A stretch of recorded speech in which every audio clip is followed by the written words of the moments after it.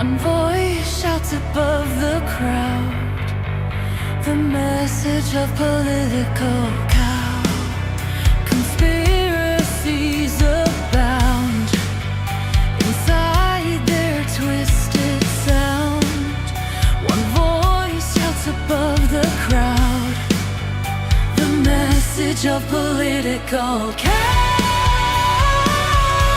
Political cow, political. Their lies are on the ground. Fake news is breaking down at the sound of political cow.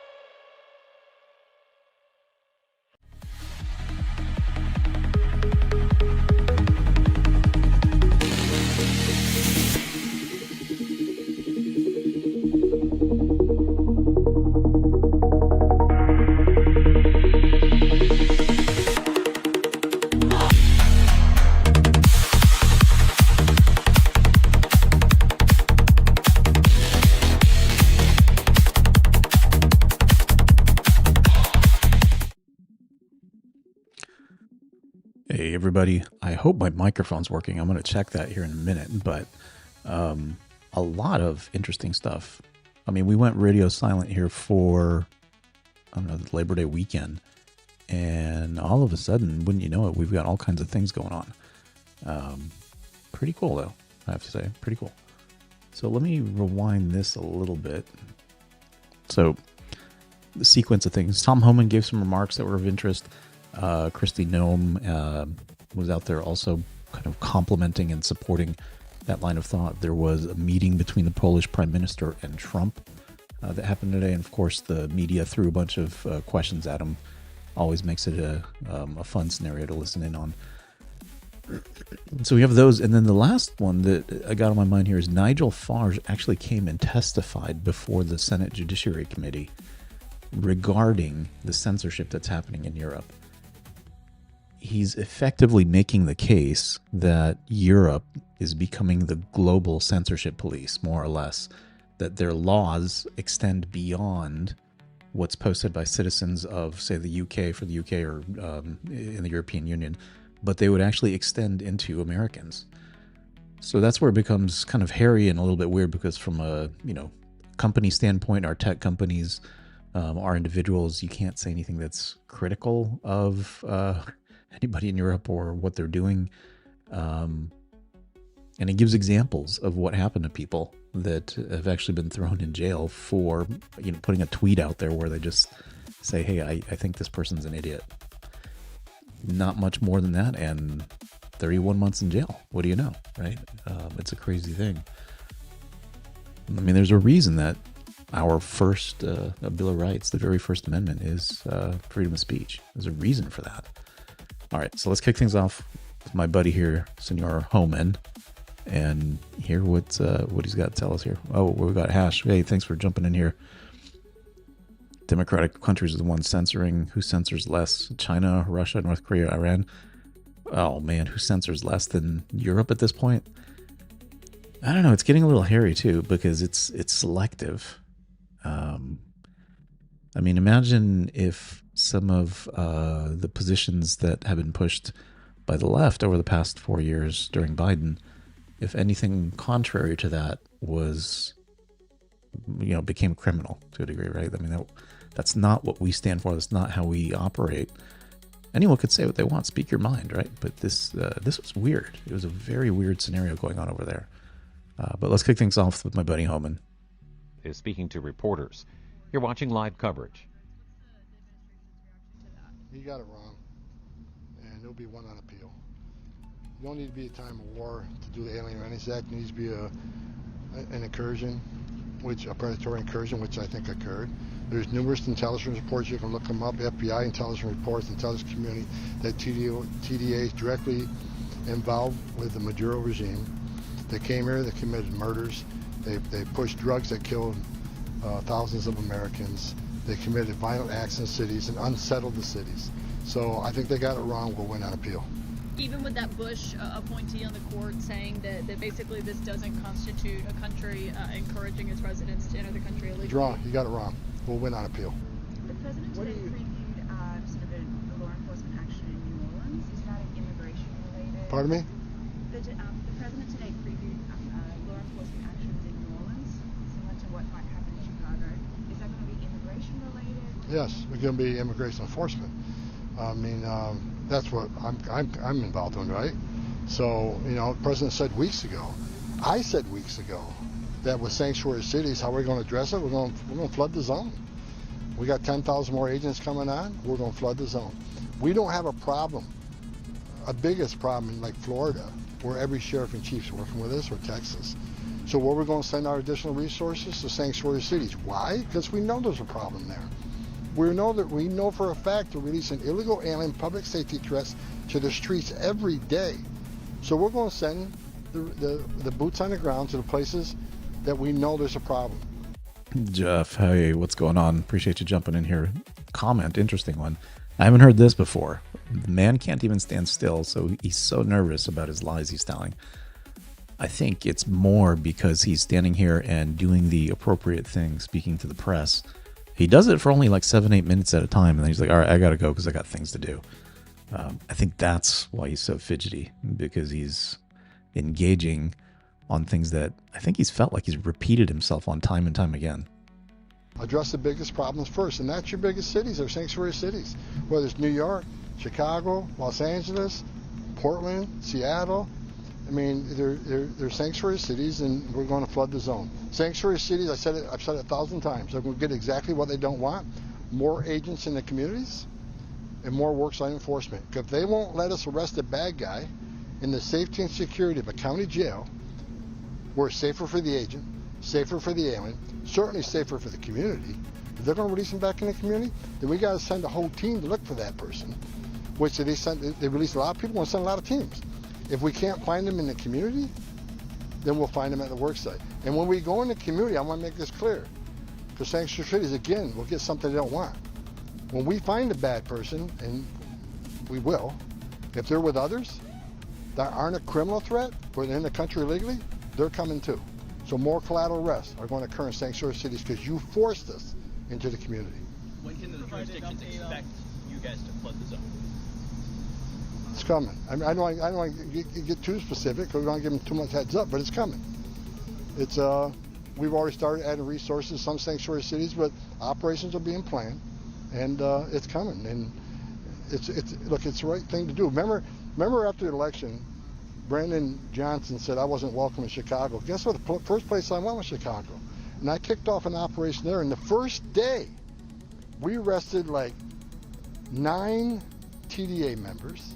We arrested like 7 or 9 child sexual predators.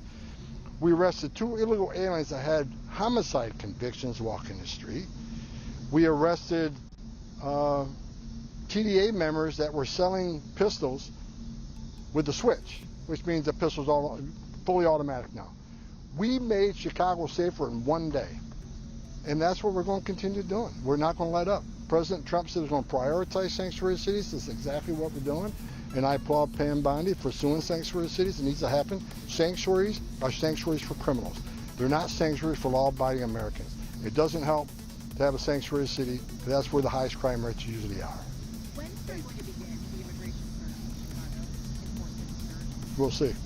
And in terms of the executive order that was signed by the Chicago mayor ordering their police not to collaborate with... If the mayor don't want to help make his city safer, and they get out of the way, we'll do it for him. If they want to, for any elected mayor that doesn't want to help make his city safer, now I'm not saying every illegal alien is a criminal, public safety threat, but many are. And for any mayor who says, no, I'm not going to work with feds to make my streets safer, is ignorant. That's his number one responsibility, is the safety and security of the communities. If you don't want to help, step out of the way. Because we're going to do it. President Trump promised American people he's going to make this country safe again. We're going to do it with or without the help of sanctuary mayors and governors. And what about the Guatemalan children that the administration attempted to deport? Most disgusting decision I've seen in my career. Right? I've been beat up. Trump administration beat up. Zero tolerance, family separation. How dare you? And all these media stories that attacked us. Where's the media stories on 500,000 children being smuggled in this country, taken out of their families' hands, put in the hands of criminal cartels to be smuggled in the country? If I left my child in the car and went and get groceries, I'd be arrested. But 500,000 children put in the hands of criminal cartels to be smuggled in this country. The administration lost track of hundreds of thousands of them. They weren't looking for them. President Trump's the one that made the promise that we find these children. We already found 25,000 of them. As far as Guatemala, you got children that want to be with their parents. You got parents that want their children. You got Guatemala and the United States government meetings say that's the right thing to do. And now people are stopping us from reuniting the child with the parent? Disgusting. Well, what about the attorneys who say that those children feared returning? And that they Fear returning to their parents? to Guatemala because they are in fear of being punished? Their parents live in Guatemala. They live in fear? It's ridiculous. They're playing a game. They're playing a game. For 4 years, I heard nothing except family separation, family separation. Now we're trying to reunite families, and they're fighting us on that. They don't know where to stand on this stuff. All I know is kids should be with parents. How long have you all been tracking that boat yesterday that got blown up? I can't comment on that. And Do you know what what the was legal any justification specifics was of for the cargo? Any specifics? Not out of my lane. That's DOD. Out of my lane. Can you provide an update on the accrued level of ICE agents? Yeah. Oh, yeah. Look, we got well over 100,000. We got well over 100,000. I think it's close to 120,000, which exciting. I mean, I think there's 120,000 people that are as pissed off as I was the last 4 years open borders, and they want to come help secure the nation, make this country safe again. I think they're not listening to the false media about, you know, a minority of people ICE arrest for criminals. It's garbage. Every morning I read the data come into work. Every morning, about 22 pages of data I get every morning. About 70% everybody ICE arrests are criminals. Who's the other 30%? Many of them are national security threats. We've arrested thousands of national security threats. Most of them don't have criminal history. They're here to lay low until they do the dirty deed. Many of them were fugitives. People who had due process at great taxpayer expense. Well, guess what? We're looking for them. And you know, because what ICE is doing in the interior, having 1,000 teams out there every day, that's a part of the reason we have the most secure border in the nation's history, because people now realize there's consequences for entering the country illegal, which is a crime. Thanks, folks. Thanks, Tom. Thanks, Mr. Herman. Thank you. You've been watching live coverage. Yeah, so there he goes with that, right? Now, later on, we had Kristi Noem come here and give some remarks in Louisiana, right? They're setting up another facility here, potentially. Let's see the remarks. They're in Angola. Very, very famous prison out there. Illegal criminal aliens. And now I would like to turn it over to my great friend, former governor, and now the Secretary of Homeland Security, Kristi Noem. Good afternoon. Today we're here at this legendary Angola prison to announce an agreement between the United States of America and the great state of Louisiana. There has never been an agreement like this one before. And it is here today at this place because President Trump has selected and built relationships with leaders across this country that don't complain about things, they fix them. And when we called up Governor Landry and told him about our need for detention space and our need to have a place where we can house some of the violent, criminal, illegal aliens that are out there perpetuating horrific activities against the families in this country, he offered us a solution. He offered us a space that we could house these dangerous criminals and make sure that they were never able to harm another child or family member in this country ever again.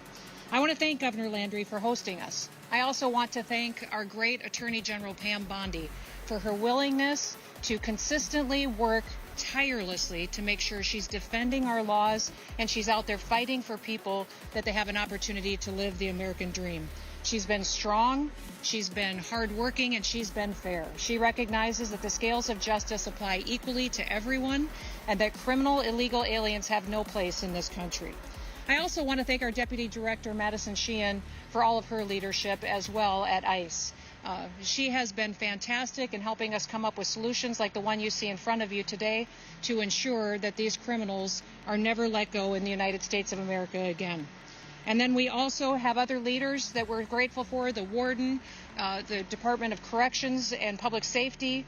Leaders here in this state have been absolutely wonderful in what they've done to put together this opportunity to open up today the Louisiana lockup.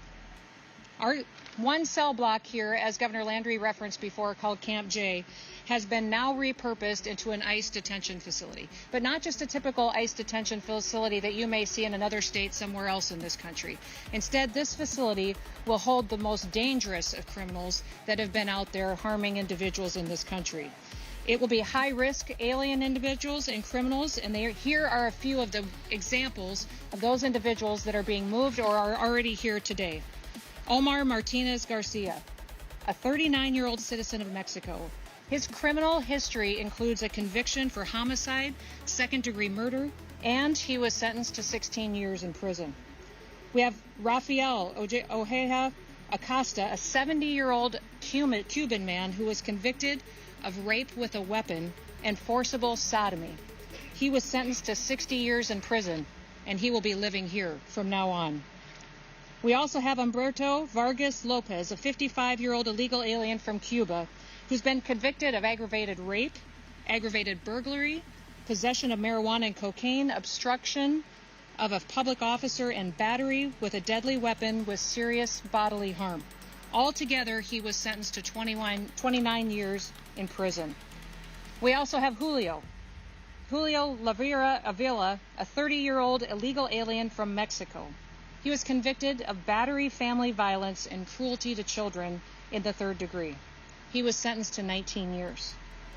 And Olvin Rodriguez Instervova, a 22-year-old illegal alien from Honduras, was arrested in March on outstanding warrants of 394 counts of pornography involving juveniles, as well as 2 counts of sexual abuse of an animal. President Trump and I are committed. We're committed to making America safe again, and that means arresting many criminal illegal aliens as possible and then making sure we're getting them off of our streets. We're bringing them to justice, and we're making our communities safer. President Trump's One Big Beautiful Bill has provided the funding for tens of thousands of new detention facilities and beds across this country. That bill also funds the 287G program that helps us build law enforcement agreements with local communities and state leaderships. With the rate of arrests and deportations as high as it's been, we need all the help that we can get to increase our detention space. Hey guys, to the numbers flashing on the screen, I am going to attempt to take some calls. Where's the number? It should pop up again at the bottom of the screen. Ah, there you go. It's in red. Call me 832. Can't read it. 832-856-1467. Give me a call, and I'll give you a little bit of time on the air, and we can chat about what's going on out there. Louisiana is one of several states that is stepping up to help solve these problems, but they're doing it in an unprecedented way. We now have about 200 criminal illegal aliens who are scheduled to be detained here at this facility. The capacity will be up to 400, as Governor Landry specified earlier, and since Angola Prison is located on the grounds of the highest security prison in Louisiana, the citizens here have no need to worry about their safety. they will remain in this facility and people will be protected from these criminals. So I want to thank you and all of you who care about this country and understand that this president is working every single day to address the crime, address the violence in our cities and our communities, and is bringing people to justice and deporting people out of this country who shouldn't be here. I want to thank Governor Landry for his leadership. He declared an emergency back in July in order to start forming partnerships with us to solve these problems. And I'd also like to thank Governor Landry for his leadership in signing Operation Go, a historic 287G collaboration with Louisiana and our federal agency to arrest and to deport the worst of these criminals. And thank you also to Madison for all of her hard work for helping us get to this announcement today and the operations that are conducted by ICE officers across this country to make sure we're keeping our country safe. Madison knows Louisiana very well. She did great work for Governor Landry.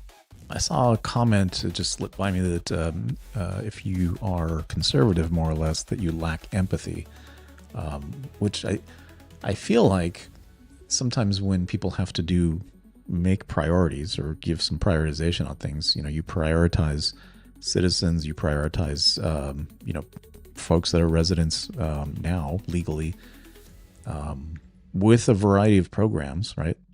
And like Chicago's a good example. They had to take $50 million that was in their budget and reallocate it to support a lot of the challenges they were having with immigration and housing and stuff, or with the mass illegal immigration that was happening. So the prioritization, I think, that's sometimes seen as being heartless or being or lacking empathy, but it's a reason that there are certain numbers that are permitted to, come in the country on a given in any given year, and it's so that we can sustain that influx. Uncontrolled resources get stretched, and nobody really wins in that scenario. It becomes way more difficult. When she was here, and she is doing great work in the United States of America and Washington, D.C. as well. I also want to thank I want to thank Gary Westcott, the Secretary of the Department of Public Safety and Corrections here in Louisiana, for all of his partnership and leadership of his agency. And Scott Ladwig, Acting Field Office Director for ICE ERO, that's in New Orleans, and special thanks to Warden Daryl Vanoy, who returned to serve as warden here at Angola last year, after he'd already served as warden once before. He knows this facility well. In fact, he probably knows it better than anyone else. May God bless all of our law enforcement officers, all the men and women who get up every day and work to protect our public safety. And may God continue to bless the United States of America. Now I'd like to introduce to you and have you welcome with me our great United States Attorney General, Pam Bondi. It's like the dynamic duo out here, huh?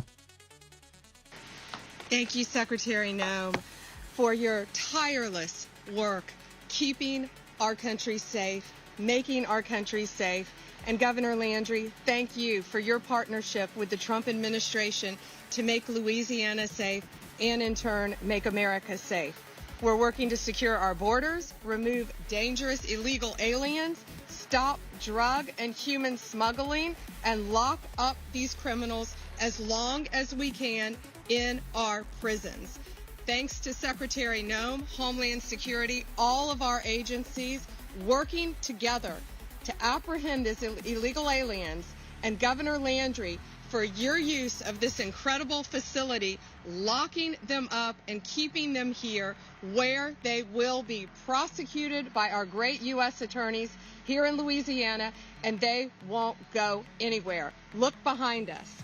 Louisiana, you're going to be an example for the rest of this country. Thank you. We've been working together on Operation Viper, a joint effort between Louisiana law enforcement and the Justice Department's FBI, DEA, ATF, and U.S. Marshals to disrupt the illegal criminal drug organizations here in Louisiana.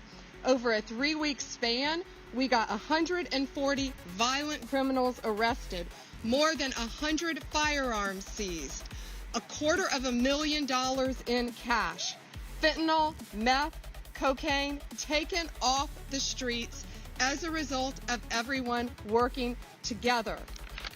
The Middle District of Louisiana, 52 federal indictments, 68 defendants. Eastern District of Louisiana, dozens of kilos of fentanyl seized and other deadly drugs linked to CJNG and Sinaloa cartels. They have been seized.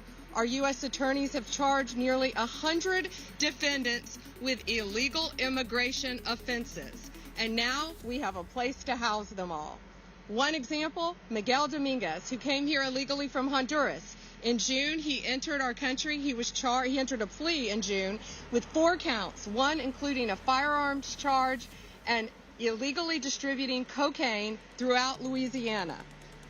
He entered a plea, he will be sentenced, and he will serve his sentence in our country in an American prison because he was committing crimes against Americans.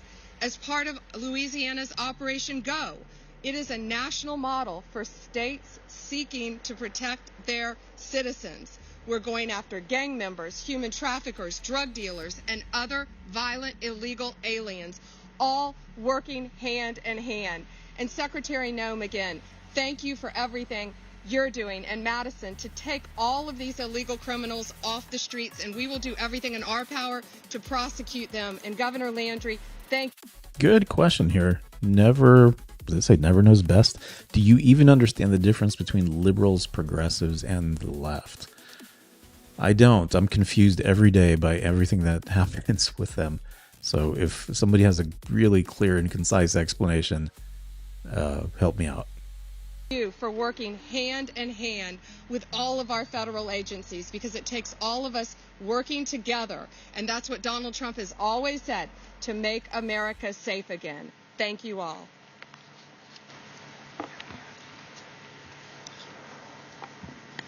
Good afternoon. Thank you all for being here. I'd like to start by thanking Secretary Noem and General Bondi. I think what this shows is the continued support that the men and women of ICE have from not only President Trump, but also his entire cabinet and our leadership to go out and do unprecedented things. Coming in January, we were tasked by Secretary Noem to make unprecedented partnerships and historic partnerships throughout the country, allowing us to expand our 287G program in a way that it's never done before.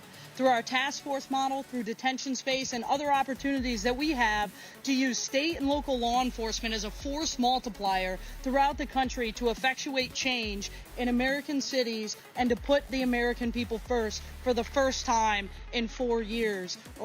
And we are proud to be able to stand here and partner with Governor Landry. Governor Landry is a dear friend of mine, and when he called and asked to be able to be a part of the mission that ICE was on, we were able to work together to construct Operation Go, a historic agreement to expand the 287G program using the Louisiana State Police and the other Louisiana law enforcement agencies, as well as to expand into detention space and other opportunities that we have as the men and women of ICE. This is just one prime example of the success that we've been able to have.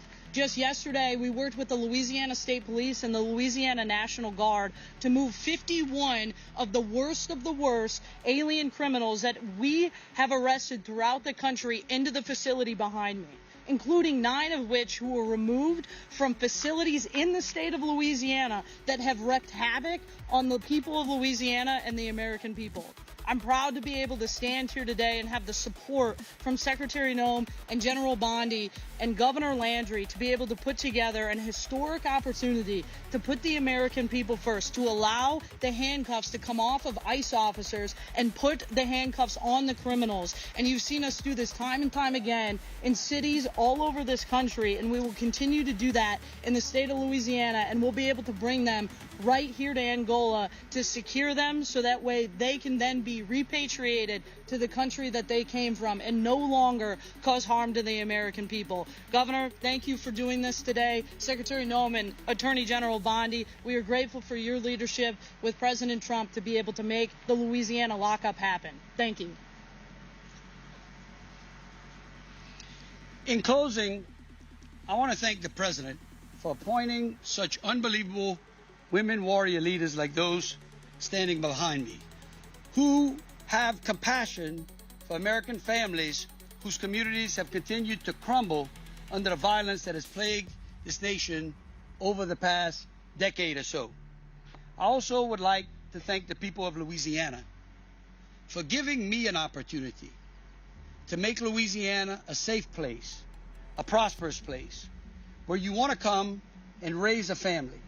Because I always said in Louisiana that hospitality may have been born in the South, but it was perfected in Louisiana.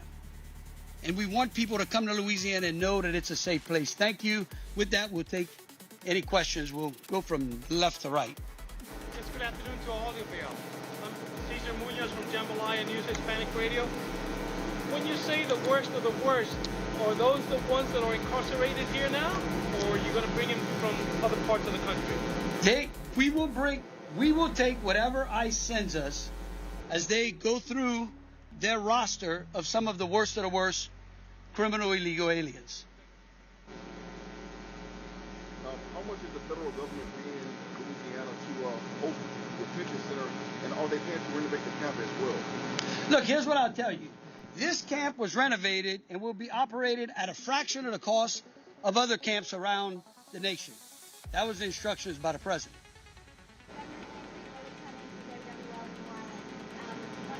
About the National Guard being brought into New Orleans. Can you give us any details on how soon that may happen and how many troops are you talking? Well, y'all know me. I wouldn't talk about any operational elements that we have going on as we combat crime from New Orleans all the way to Shreveport. I will tell you this. Both General Bondi and Secretary Noem have been here since January of this year. Remember, both of them visited New Orleans during that awful terrorist attack on New Year's Day. We don't talk about operations that are ongoing. We only deliver the results after. Thank you. Governor, how long did it take to transform this facility into Louisiana lockup? What was the work that was required to do that? And are there any plans to build another facility like this one in the state of Louisiana? Well, look, right now I'll tell you that Warden Vanoy and his group here and our staff over at the governor's office work day and night. All right, so they took some questions, some interaction back and forth. I did like the Jambalaya News Network that jumped in there and asked some questions early on. I've moved to Texas. It seems like a lot of folks from Louisiana, we all end up in Texas. That's just how it goes, and I blame the corruption that's been endemic in that state. I mean, the parish that I lived in, the coroner was arrested for corruption. If you can imagine, I mean, it is rampant. Like, how does the coroner get arrested for corruption, right? Well, I know how, but at this point, I know how. But it's a sad story out there. So we're going to shift gears from that. Trump met with the Polish prime minister and had a very nice discussion with the press as well. So let's jump in on that. Oh, jeez. That was ridiculous. The ball has been playing such...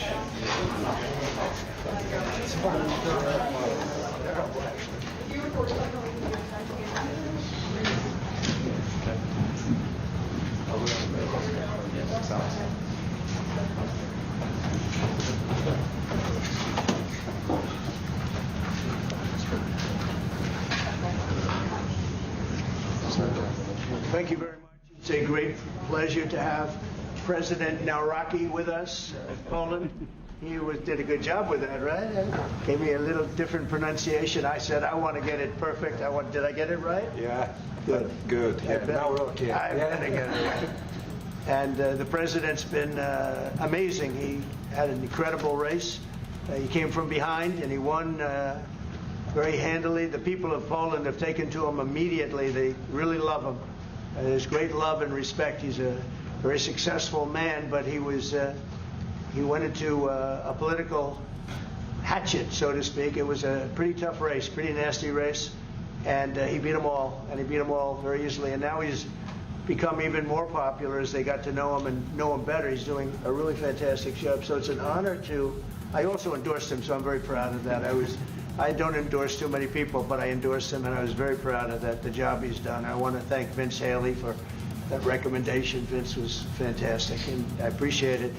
And I can tell you who really appreciates it, Poland, because they're very happy with their president. And I just want to say it's an honor to have you. We'll be discussing trade and various other things, the things that you discuss. We'll have a few questions from you, and then we'll get on to a discussion. Then we'll have lunch, and then he goes and he meets with the Pope.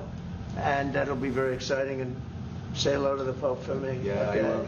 Thank you very much for being Thank you here. very much. Thank you very much, Mr. President. Thank you very much, and I would like to express my gratitude for your invitation. Only after 1 month from my sworn and from celebration for my inauguration, it means that Polish-American relations are very important, very strong. I think that we have so strong relations that we have never had, and it's very important for me. Our relations are based, of course, on the values. Right. Thank you very much for your support, for your endorsement during my very hard campaign. I remember it, and I'm very grateful for your support. It was the fight me against others, so your support was very important, and the support of Polish people, Polish diaspora in United States of America. We have almost more than 10 million people here, and they voted for Donald Trump. They voted for me. Yeah, and in vast majority they voted also for me, so I would like to say hello to Polish diaspora in United States of America. Those relations for me, for Poland, for Poles, are very important with United States of America, and they are based on values: independence, sovereignty, democracy, and I think, Mr. President, that those values are epitomized by our common heroes. Yes. Kazimierz Pułaski and Tadeusz Kościuszko. So thank you very much, and I hope it will be very fruitful discussion around the energy, around the economy and military service. And the flyover was very much in honor of your great pilot who just passed away recently, who was a legend in Poland. You might want to say something about him. Yes, of course, it was a terrific accident in Poland. Thank you for this gesture that F-35 opened our meeting. Major Krakowian was one of the best Polish pilots, well-honed Polish pilots, and he died. He lost 2 children, so it was a great tragedy. He was a legend in Poland, actually, a legend as a pilot. He was an incredible pilot, and I think he went to the Air Force Academy, actually. But he was a fantastic pilot, and it was a big setback. The people of Poland are very, very sad, so we thought we'd do that. That was the single plane that swooped up. And machines, American machines, opened our meeting. It was great, and we are waiting for 32 F-35s in Poland. So it also shows that we have great relations according to the best military equipment on the world, American equipment, which build Polish security too. Well, Poland, we've had a tremendous relationship. I think now it's better than ever because of this relationship. It's a little special because we fought together. But we've always been very good, and we have some wonderful people, as you know. Duda, my friend, he's a good man and still a big fan of yours, very much so. So it's a great honor, and we're going to talk about trade. We'll talk about some other things. We'll take a couple of questions from the media.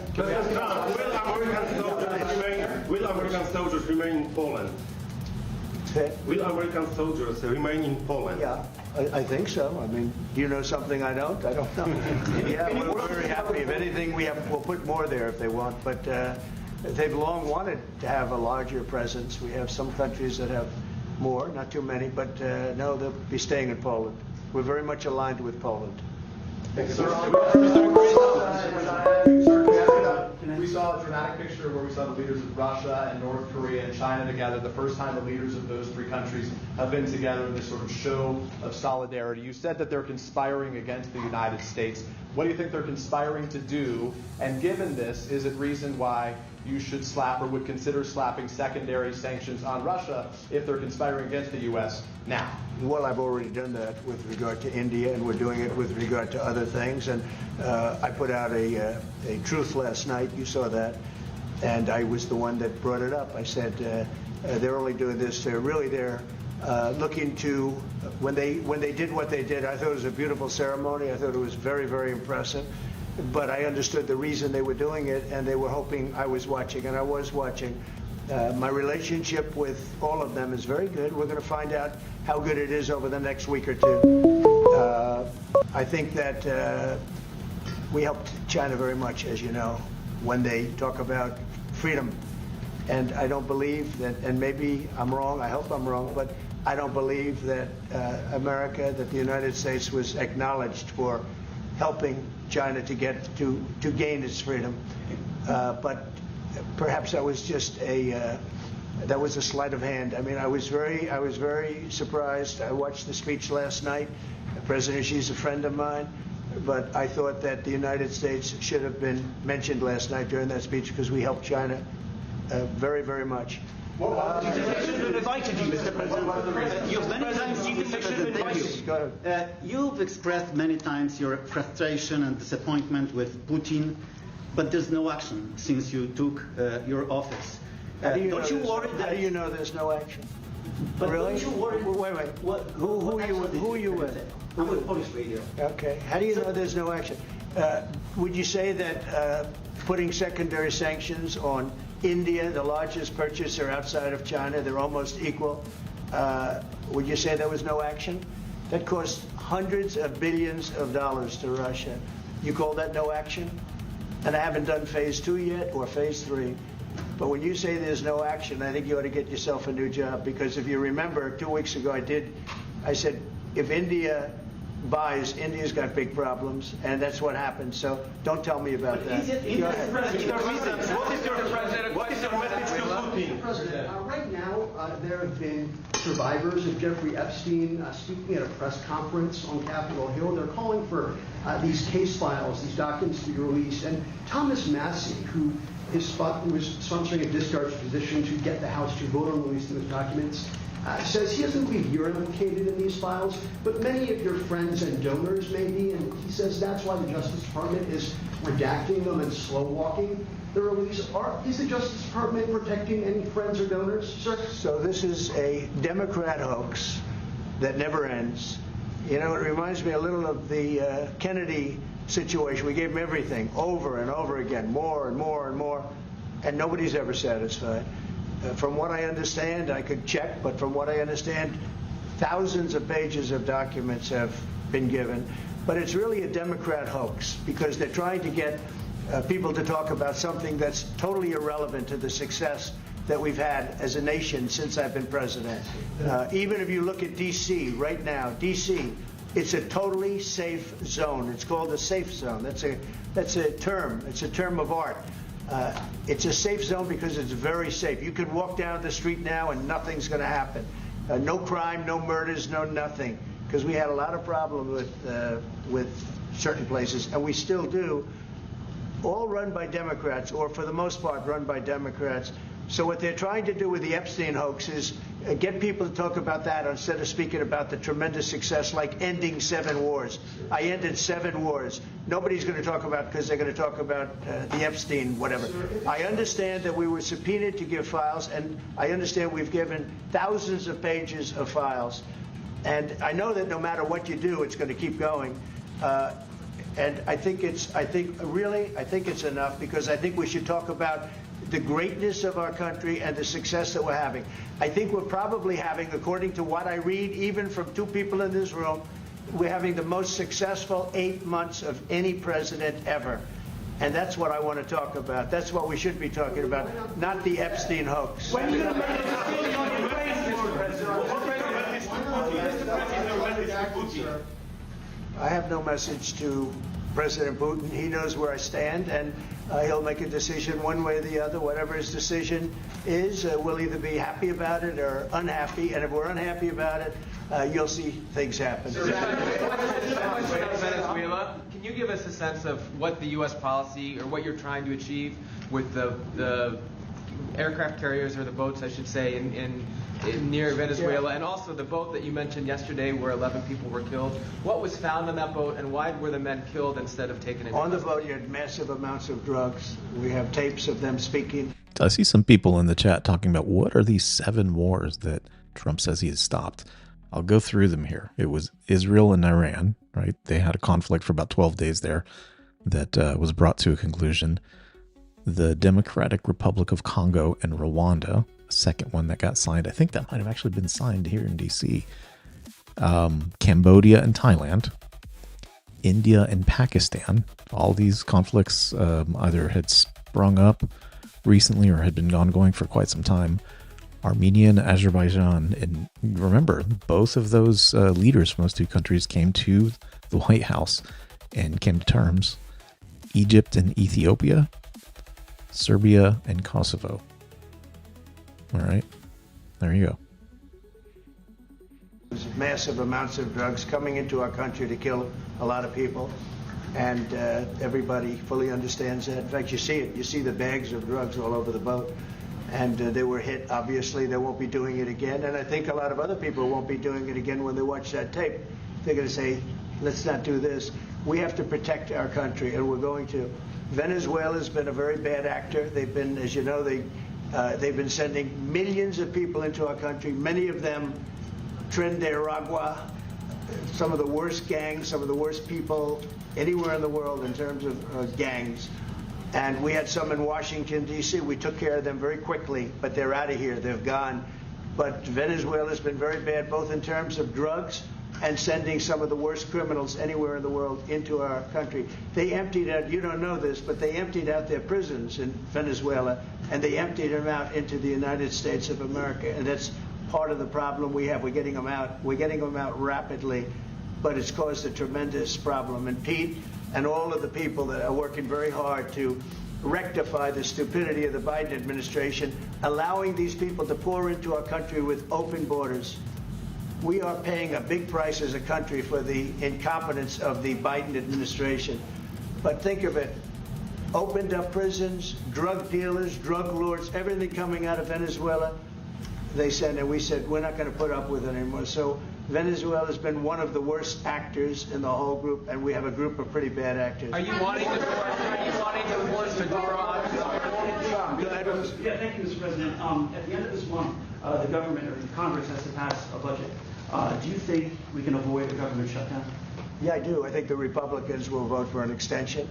We won't have any Democrat votes. We could give the greatest budget ever. Tax cut of 50%, everybody taken care of, perfect for women, perfect for men, perfect for minorities, perfect for everything, and we wouldn't get one vote for the Democrats because they've lost their mind.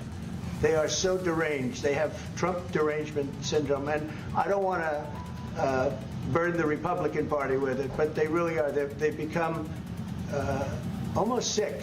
They actually think there is a disease. It's called Trump derangement syndrome. They've got it. No matter what we did, no matter how good, you could give them everything that they've ever dreamed of, and you wouldn't get one vote. These are sick people, and I think we're going to have a tremendous midterm. We just approved the largest tax decrease in the history of our country. We have things, when you think of it, no tax on tips, no tax on Social Security for our seniors, no tax on overtime, deduction.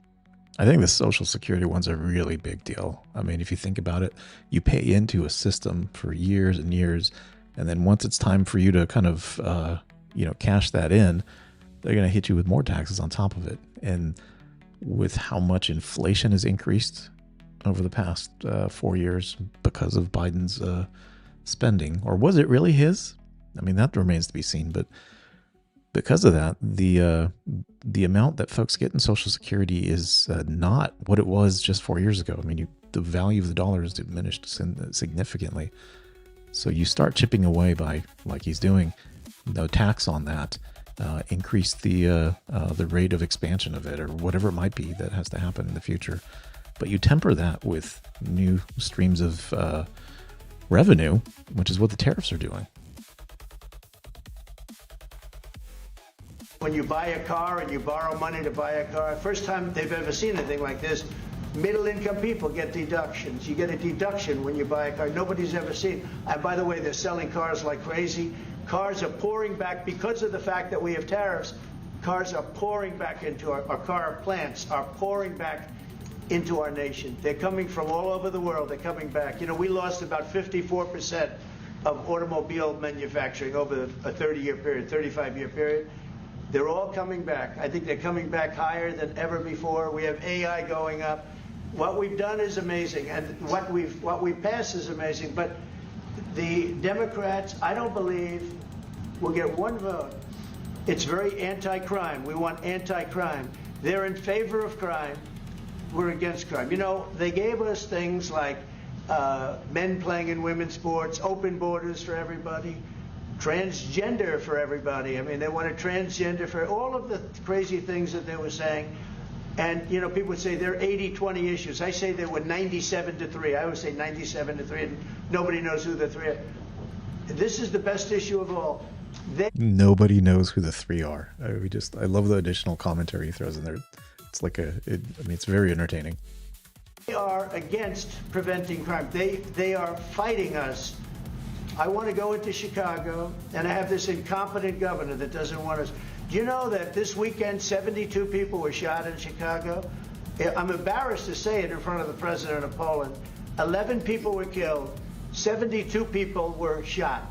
Last week, 7 people were killed in Chicago, a place which is probably your number one place. I hate to say it. Yeah, a lot of Poles in Chicago. And we got to keep it safe. But 7 people were killed. The week before that, 5 people were killed, and 21 people were shot. This is in 3 weeks. So in 3 weeks, I lost almost 35 people were killed. It could have been stopped. If you look at Washington, D.C., 3 weeks ago, it was the same or worse. And now it's considered a totally safe zone. Restaurants are open. They're bustling. Restaurants, you have to see, restaurants were dying. Nobody wanted to go out. They didn't want to be attacked. They didn't want to be mugged. They didn't want to be attacked even in the restaurant. And you take a look at what's happened. Friends of mine that haven't gone to a restaurant in 4 years, one of them went out 5 times in the last 2 weeks to a restaurant with his family. They feel totally safe. Washington, D.C. is a totally safe city. You're not reporting any crime because there is none. They said crime is down 87%, and I said, no, it's not. It's down 100%. So there's a comment in the chat that the tariffs are bringing in billions, but they spend trillions. Interesting data point. You can look this up too. The CBO, Congressional Budgetary Office, has adjusted their projections. They're now saying that the effect of tariffs, and this was as of August 19th when they put that out there, it will reduce primary deficits by 3.3 trillion with an additional 700 billion reduction of interest outlays. So the amount of debt will go down, and the amount we have to pay for interest on that debt will also go down. So it's kind of like a double whammy effect there. This excludes subsequent tariff changes that happen, because they're saying if they relax the tariffs, of course, that revenue is not coming in. But they've adjusted their projections big time to where what they said would result in a $4 trillion deficit. They've almost made up for in just, a matter of 2 months in adjusting their projections here. We have a great thing going. I could do that with Chicago. We could do that with New York.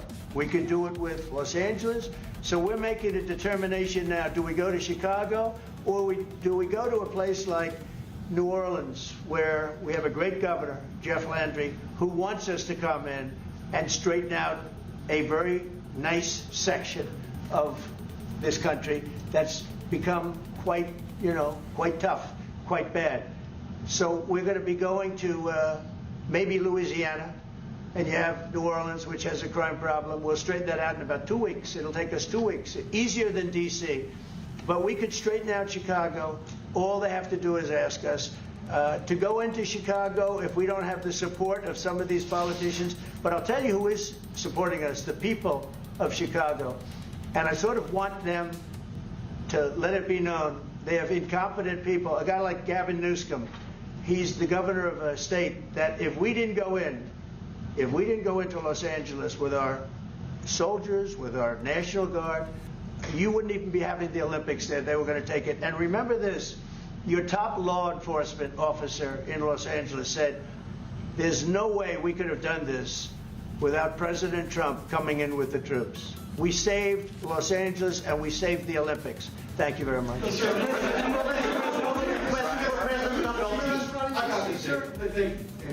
you.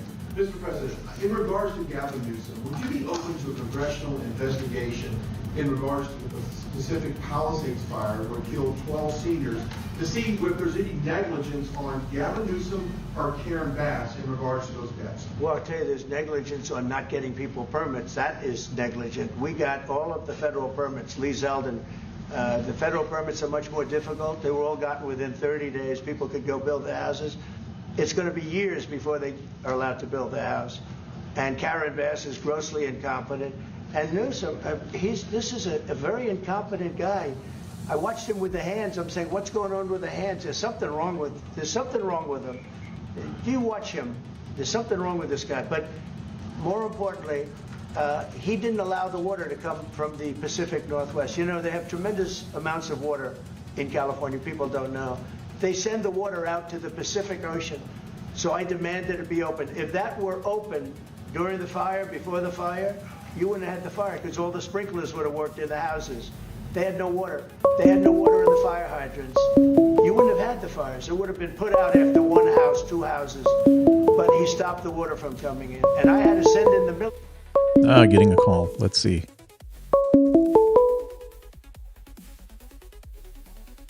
Hey, hello. Thanks for calling in.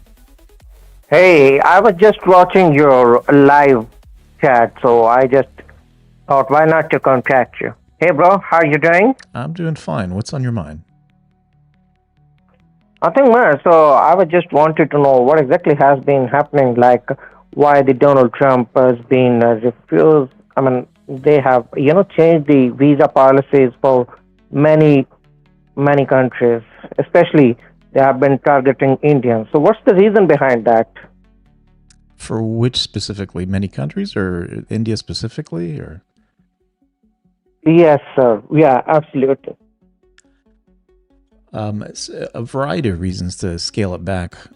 Some of it, if you're looking at H-1B visas in particular, is to promote American labor versus bringing folks in from outside of the United States. That's one of the primary drivers, amongst other things as well. But that's a primary driver that I've kind of hung on to. Yes, and recently we have seen, like, due to one truck driver, I mean, that was a wrong turn or what exactly happened. We are not much aware about that, but that is totally fine. Due to one truck driver, they have banned every truck driver whosoever is staying in U.S. These plans were in place before that incident. So this was already set in motion well before that incident happened. And I think that truck driver was not a legal resident. He did not have a permit to actually be working. That is perfectly fine. So whosoever is illegal is should thrown back to his or her country, which is, I mean, I strongly believe that. But at the same time, like, let's say a person who made a mistake and the entire community should not be suffer from that. What do you think? In what regard? And I asked that, like, are you suggesting that there's a connection between that truck driver and the visa programs? No. No. I am an IT person, so I don't have any connection with the truck driver. So I'm simply asking, like, there was a question in my mind, so I thought, why not to ask you? I mean, these kind of questions should arise, isn't it?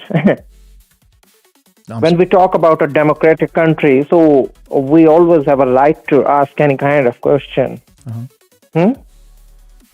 So that's why I was asking. So, like you clearly mentioned, it's a H-1B visa and like that. And what about those students, whosoever they have been coming into the U.S. universities and people are willing to do their masters or a bachelor's? So, what about those? So, have the rules been changed or still remain the same?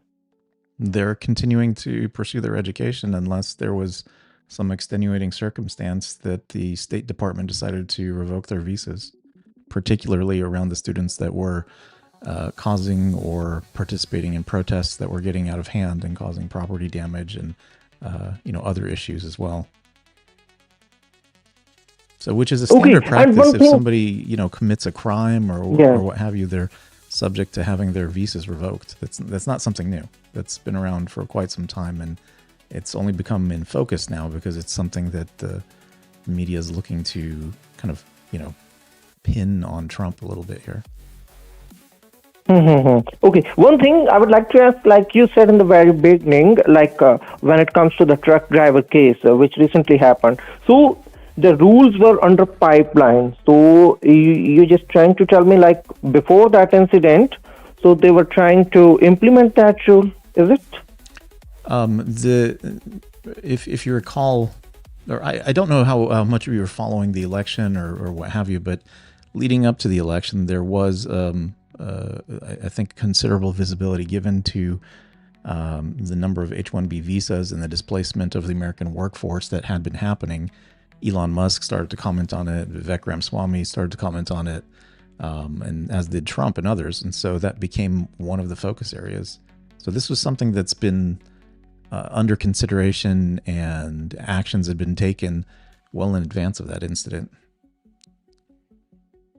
Okay, so it's all kind of rumors. So most of them, I mean, most of the things have been implemented. It's under consideration, and many, many of the news are like it's a kind of rumors, right? Because the media is playing an important role, so we are not much sure, like if they have been showing us the fact stories or it is just a kind of rumors. So we never know. So. With many things, yes. I mean, on the visa programs in particular, it's pretty concrete. I mean, Marco Rubio's, talked about it in detail, and the approach and policies. Everybody's on the administration side is pretty well aligned around, the practices.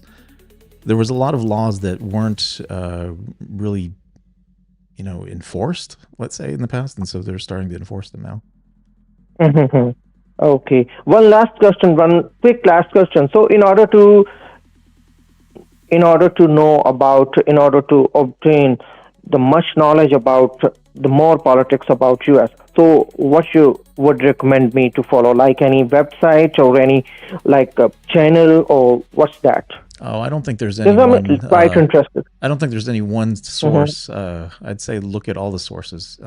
In fact, if you guys want, I'll give you my link to a Ground News subscription discount, 40% off. That's a nice service. If you're familiar with Ground News, you can actually go and it aggregates a lot of different news sources, and it kind of outlines what the left is saying on a given topic, what the right's saying, who's funding the different stories based on the organizations, the factuality of the stories. So that's maybe a good resource, but I don't think there's any one spot you can go to kind of get everything. You have to look at it. So that's the authentic one. All right. So once again, thank you so much. At the same time, would you mind telling me your good name? Let's just stick with Senor Mu for now, okay? Huh? Sorry? Senor Mu. Senor Mu. Okay, this is Amy. All right. Okay, so it was really nice talking to you. So, okay. Yeah, it was really nice talking to you. Okay, thanks. Thank you. You have a good day. All right, you too. Thanks. Yeah, bye-bye. Bye. All right. Let's continue on with Trump. And sorry, guys, I wasn't keeping tabs on the chat there for a minute. But let's continue on with Trump as he's addressing the different topics the media is throwing at him. To have that water opened after the fires. And now they have water, but he should have more because they've restricted. They still restricted. There's something wrong with these people. There's something really wrong. As to investigation, I view it as a gross incompetence. I view it as an ideology that's wrong. It's a radical left ideology. And if I didn't win this election, I think our country would be destroyed. I don't believe you'd be here right now, and our country would be destroyed. Yeah.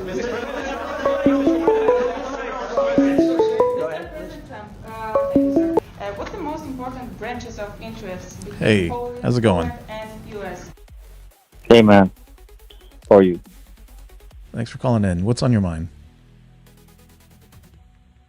I'm just tuning in on your YouTube channel, and I saw that you had mentioned something about ICE on your title. Uh-huh. Are you streaming me right now? I can't really see. I can't really tell if you have me on the stream. I'm sorry, I didn't catch that. What was that? I'm asking if you have me on the stream right now. Oh, yes, you're on the stream right now. Okay, cool. Yeah, no, I just was wondering on what's your take on ICE being in all these sanctuary cities. I think the unfortunate reality is this was going to happen at some point in time. Everybody knew it, and it's just unfolding now, but it's unfolding at a more rapid pace. Otherwise, this was the eventuality that would happen at some point. There's just no other way around it. Okay. You don't. Okay, I can see that. Yeah, people always say I'm from LA, so people have been saying that this used to happen, and there used to be a lot more deportations back in the day. But yeah, this is definitely a big change. But I think my take is that this is something that can establish as a norm, not only for undocumented, but for regular citizens as well. Oh, I'm sorry, for who as well? For citizens, not just undocumented. Oh, but for those that that break the rules. Yeah, the citizen side of it. Once you're a citizen, I know Trump has put stuff out there. I'm going to look at Rosie O'Donnell's citizenship and this and that. I don't think there's any recourse or any mechanism like that, unless even if there is something criminal that's done, you go to jail. But your citizenship can't be revoked. So it's I don't know.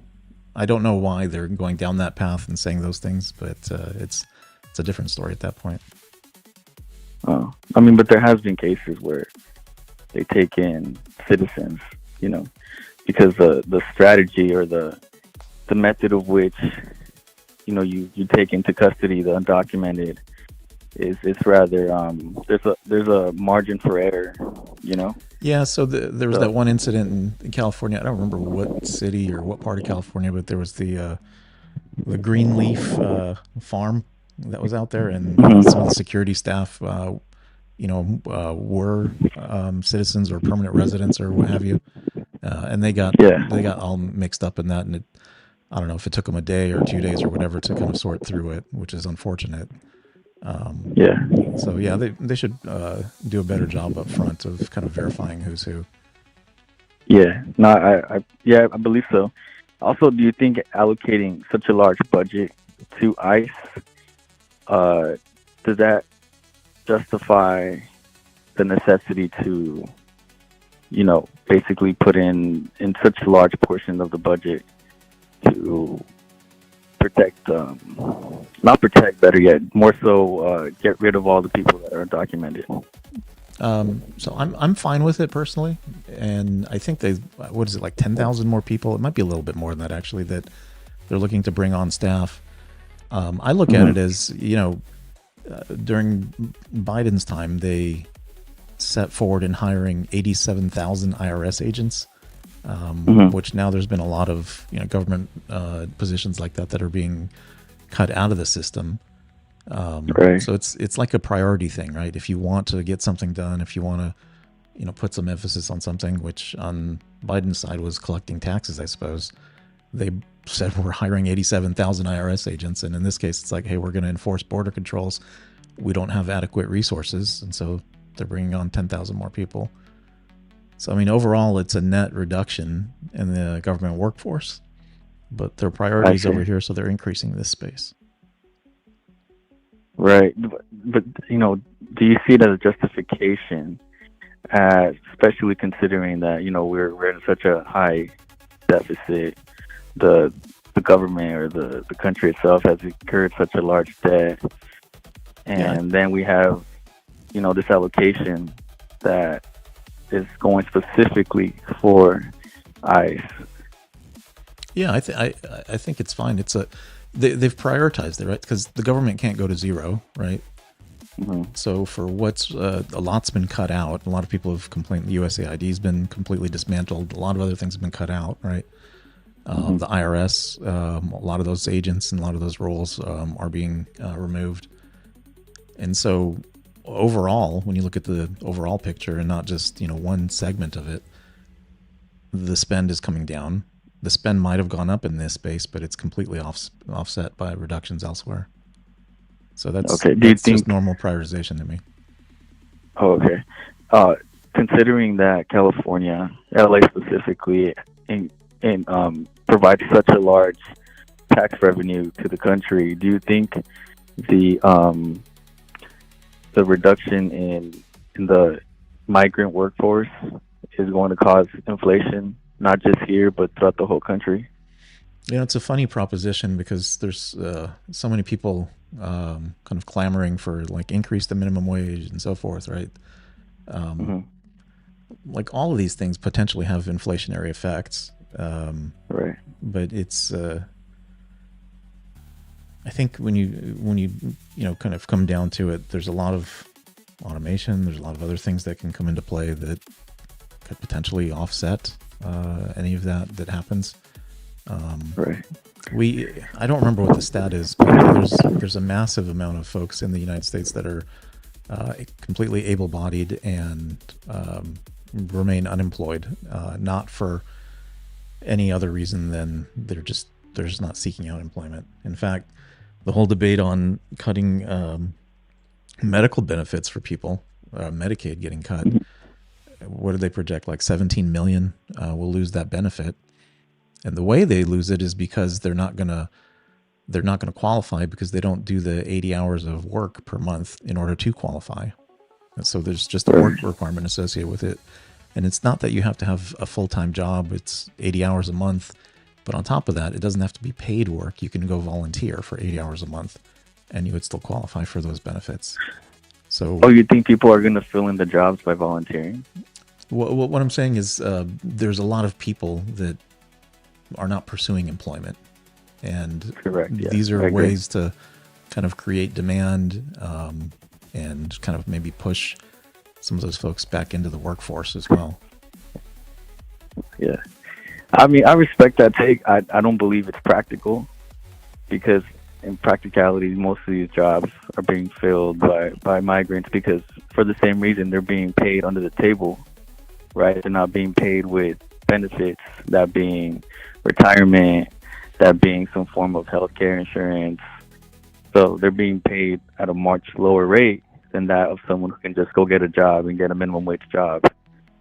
So inevitably, inflation will rock every single grocery store because California, at least, provides most of the agriculture for, at least here, domestic, like here in LA, most of the farm work is done and provided for. But in other parts of the country, I think it's inevitable, also considering tariffs. I mean, this is what Trump is doing. I think he's doing it like consciously. He's doing this almost with the intention to cause inflation. No, I don't think so. In my opinion. I don't think so. The biggest driver for inflation was the massive spending that happened.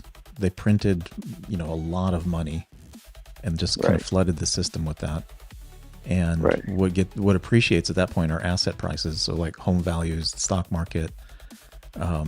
So it's a funny balance right now where when you look at the numbers that the big companies are reporting, like the retailers, the lower end is starting to look a little bit better. You look at like Walmart, Dollar Tree, so forth. They're pushing out good numbers, but then some folks that are a little bit at the higher end, it seems like everything's kind of trading down across the spectrum. So like that side's not doing too hot, but then asset prices and net worth of at the higher end is going up. So unfortunately, the massive amounts of dollars that were printed didn't go in the right pockets. And I think that was very foreseeable, unfortunately. This is not going to have a real material effect. If the labor changes, it won't have a material effect on the price of groceries necessarily. There's a lot of other things that are related to transportation that drive the price of groceries more than the labor would. I mean, just transporting it, like if cost of diesel went up by $1, that's a much bigger driver than it would be just focusing on the labor side of it. Okay. No, I mean, that's definitely a factor. I just don't know to what extent. I don't even think the government knows, right? Especially considering what they've done to the unemployment numbers and considering, I mean, you've also mentioned quantitative easing, or you mentioned that the money printing was going on prior to the Trump administration, but even during the Trump administration, quantitative easing has still been happening. You know, the money printing still has been happening. And that's my point too, when I mentioned what the budget has been allocated for ICE. I mean, the government has been operating at a deficit, and it's just hypocritical to say, hey, I'm going to cut the spending for the IRS, but I'm going to go and increase it for ICE by the billions. And in doing so, he's intentionally targeting migrants, right? He's doing it. I understand that there's people out here that, you know, shouldn't be here because, you know, they've been doing some sort of criminal activity, which I disagree with, but inevitably it's going to be a net negative because inflation is a factor. You mentioned the cost of living, or you mentioned assets prices increasing. So all of these things, I think, is almost being done with the intention to crash the economy, with the intention to, you know, get more people in almost chaos.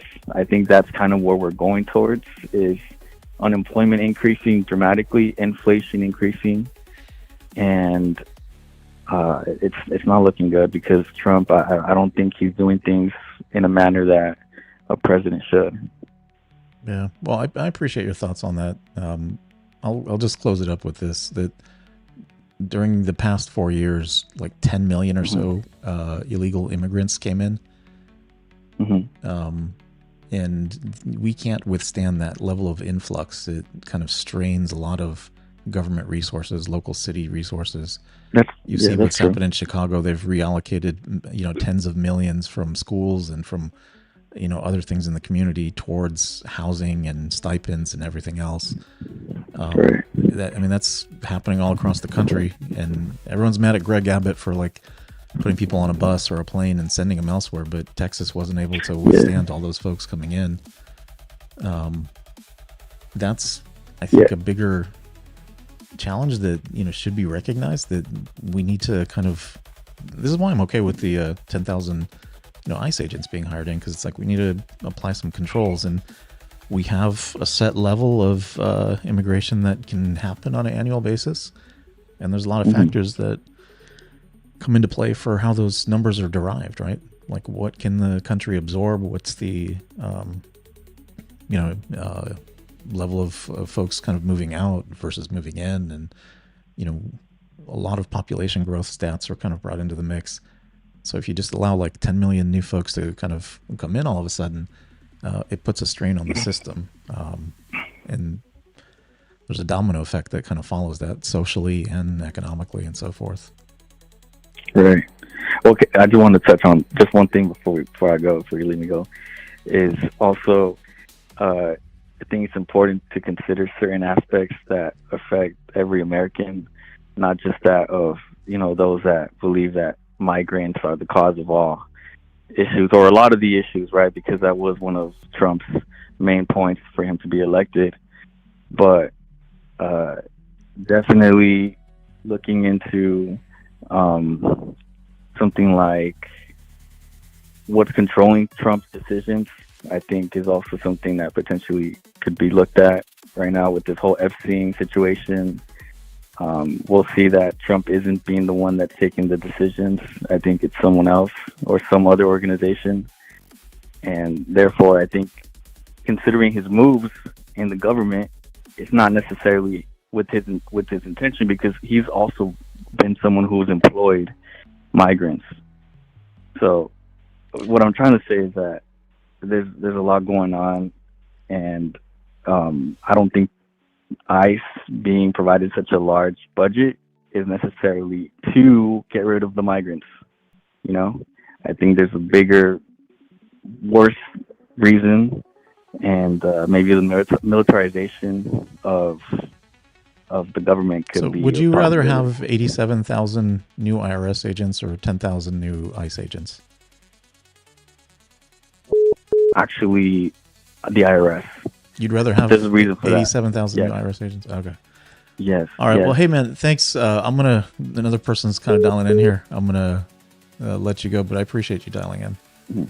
Yeah, no problem. Thank you. All right. Hello. Yes, sir. Yes, sir. How you doing? Hey, I'm doing good. How about yourself? What's on your mind? You know what? I really love everything was going on with all this deportation, because you know I agree. You know what? We need.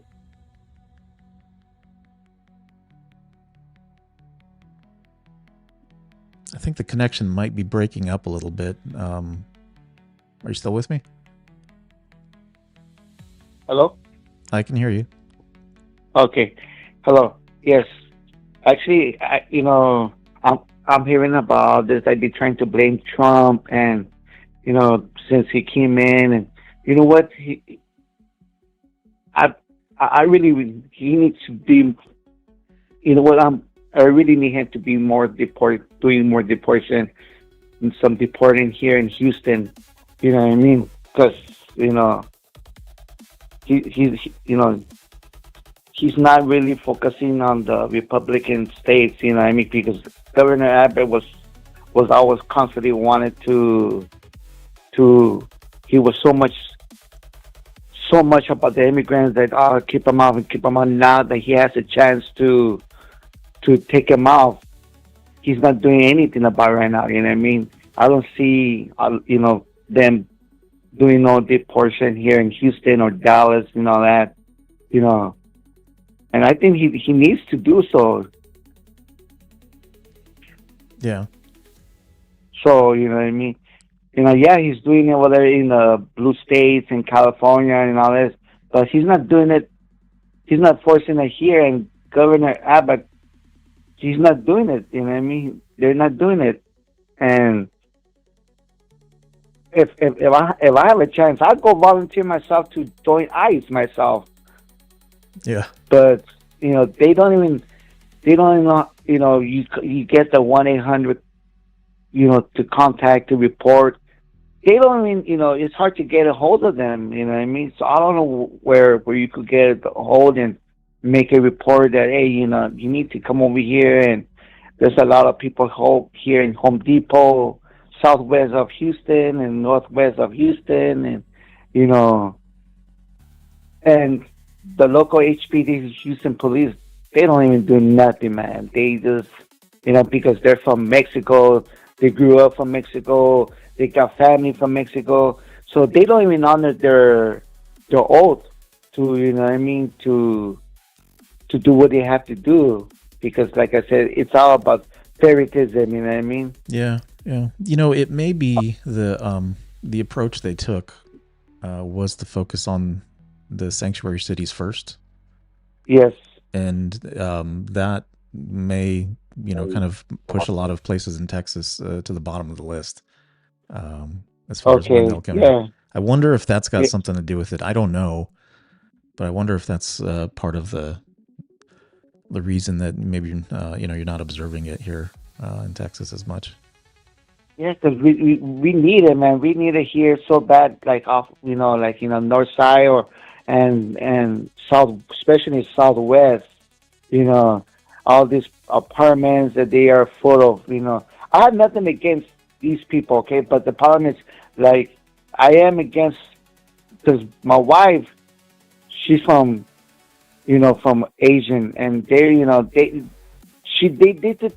took the time to go and become a citizen of the United States and paid and fill out the application. And I've seen friends that they are American citizens, and for these people to come here and just get free Medicaid and free food stamps, and they don't want to work, and they spit on Trump, and they spit on the government, and spit on America, and they throw the Salvador flag and Mexico flag. It disrespects, because it's like, you know what I mean? You're here inside the United States, and you disrespect Americans. It's because of Biden allowed all that crap. You know what I mean? Mm-hmm. Yeah. to spit at us, to spit at you, even you know what I mean? Because, you're an American citizen, and for them to come at you and spit at you and everything. Now their morals of now catching. I don't see them no more acting up like before. Before I used to go to the store and they say, fuck you, Americans, and I'm sorry, I'm sorry about the language.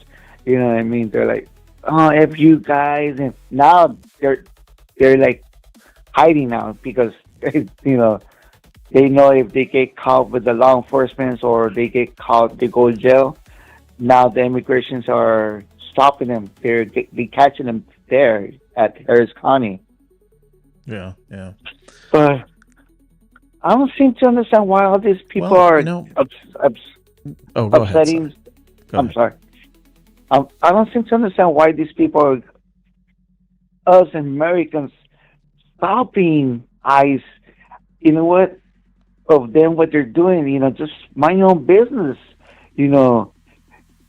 Let them do what they need to do. You know what I mean? If they're not arresting American citizens, they're not arresting you, or they're not arresting me, they're not arresting all these people. They're arresting actually immigrants, and pedophiles, and they, I don't seem to understand what's going on in their brains, that they're fighting the government.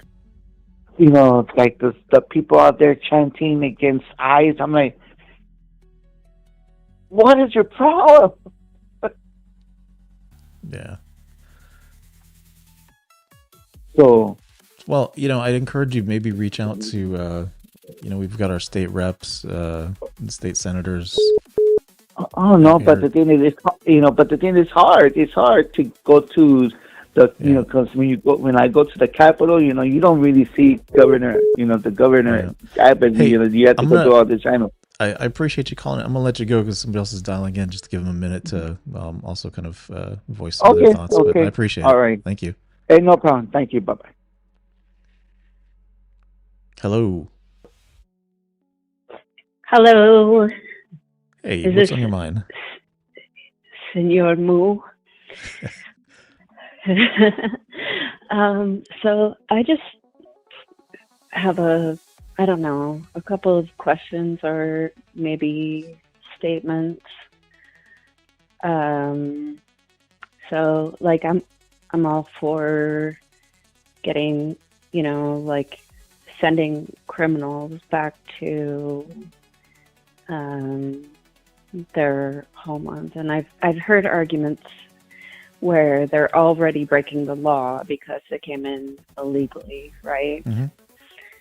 But I could just kind of feel like if they were to revamp the immigration system, right, make it easier to get green cards, make it easier to become like a part of the community, part of the tax-paying community, right? That it would create a lot of jobs, and also there's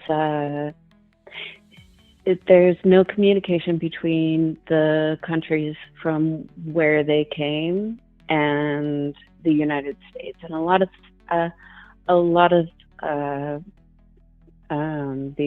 these unfortunate people who have made it into the United States through Mexico, they're being brought in by coyotes, yeah, right? Mm-hmm. And which is just supporting the cartels. I mean, these people come from all over the world, and they're being transported by these kind of nefarious groups, right? Yep. So if somebody who's been in the United States and been working for 10 years, 15, 20 years, and they're law-abiding citizens, I don't feel like they are the people who should be targeted. and I don't think that that's necessarily what they're doing, but I feel like if the process were made a little bit easier, then these people wouldn't have to live in fear. They could, pay their taxes and not have to be paid under the table, which is also a crime, right? Yep. It is on part of whoever's paying them under the table. I just feel like some of these laws should just be not thrown out, but just like a reformation of the laws. Do you know what I'm saying? Yeah, no, I got you. And it's because Congress hasn't dealt with it for decades and decades. And we're in this scenario that we're in where the immigration laws haven't been adjusted to help deal with this scenario. And so, unfortunately, the laws that are on the books are the ones that we have to work with. And even though they've prioritized going after folks that, have criminal offenses, they enter into communities and areas where they might run into other people who don't. And the way the law is written at this point, the officers have no other recourse than to kind of take them as well, because once it's brought to their attention, they can't ignore it, right? Right. So yeah, it does result in a lot of unfortunate scenarios. I won't deny that. It's just some immigrants have they have families here. They have their children were born here. They're it just I don't know. I don't know what the solution is other than for immigration reformation, right? Yeah. And, we got to write our Congress people. I mean, I write mine. Stop supporting the cartels. Write our Congress people and say, hey, make it a priority to address immigration policy and adjust it so that we can do. And then the ideas that you have X, Y, Z. Like everybody needs to start kind of voicing that in the right direction to actually affect some kind of a change, because otherwise it's on nobody's agenda right now to actually pursue that, which I do think it's a good idea. Somebody should do something about it. I mean, even at the borders,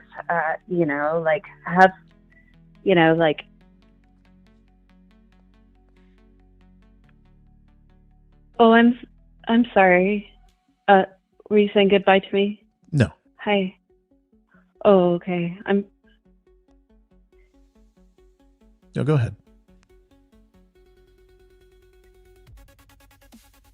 What? You're still on. Go ahead.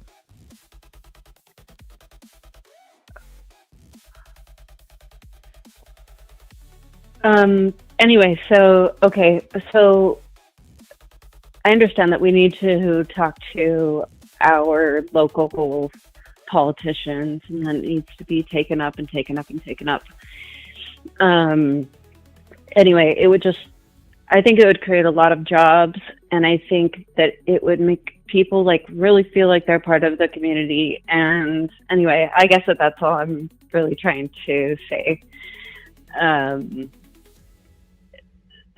But I hope that they're focusing on criminals. I know that obviously not all immigrants are from Mexico, but they're being brought across the border by the cartels. In Mexico, unfortunately, is run 90% of Mexico is run by the cartels, right? If not more. And I just feel like there's got to be a safer way to get to allow immigration. Oh, also, this was my final point. I'm so sorry. Was that we have no communication with the country from which the immigrants are from, right? So they're not sharing information about their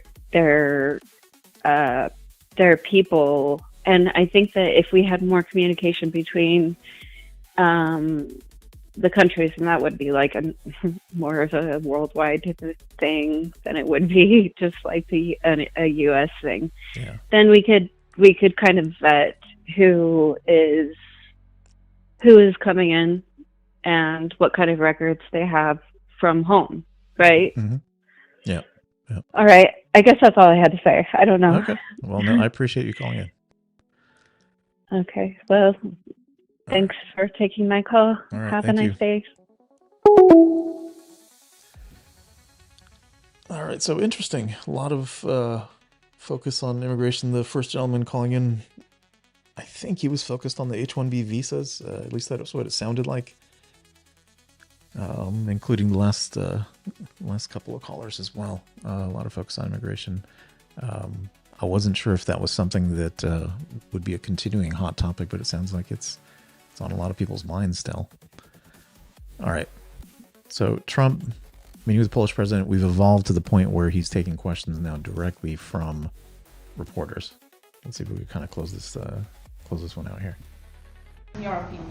Well, it's just the relationship we have. I think there's a great trust and a great, more than most countries, more than almost any countries. We have some in a category that's very special, and Poland is in that category.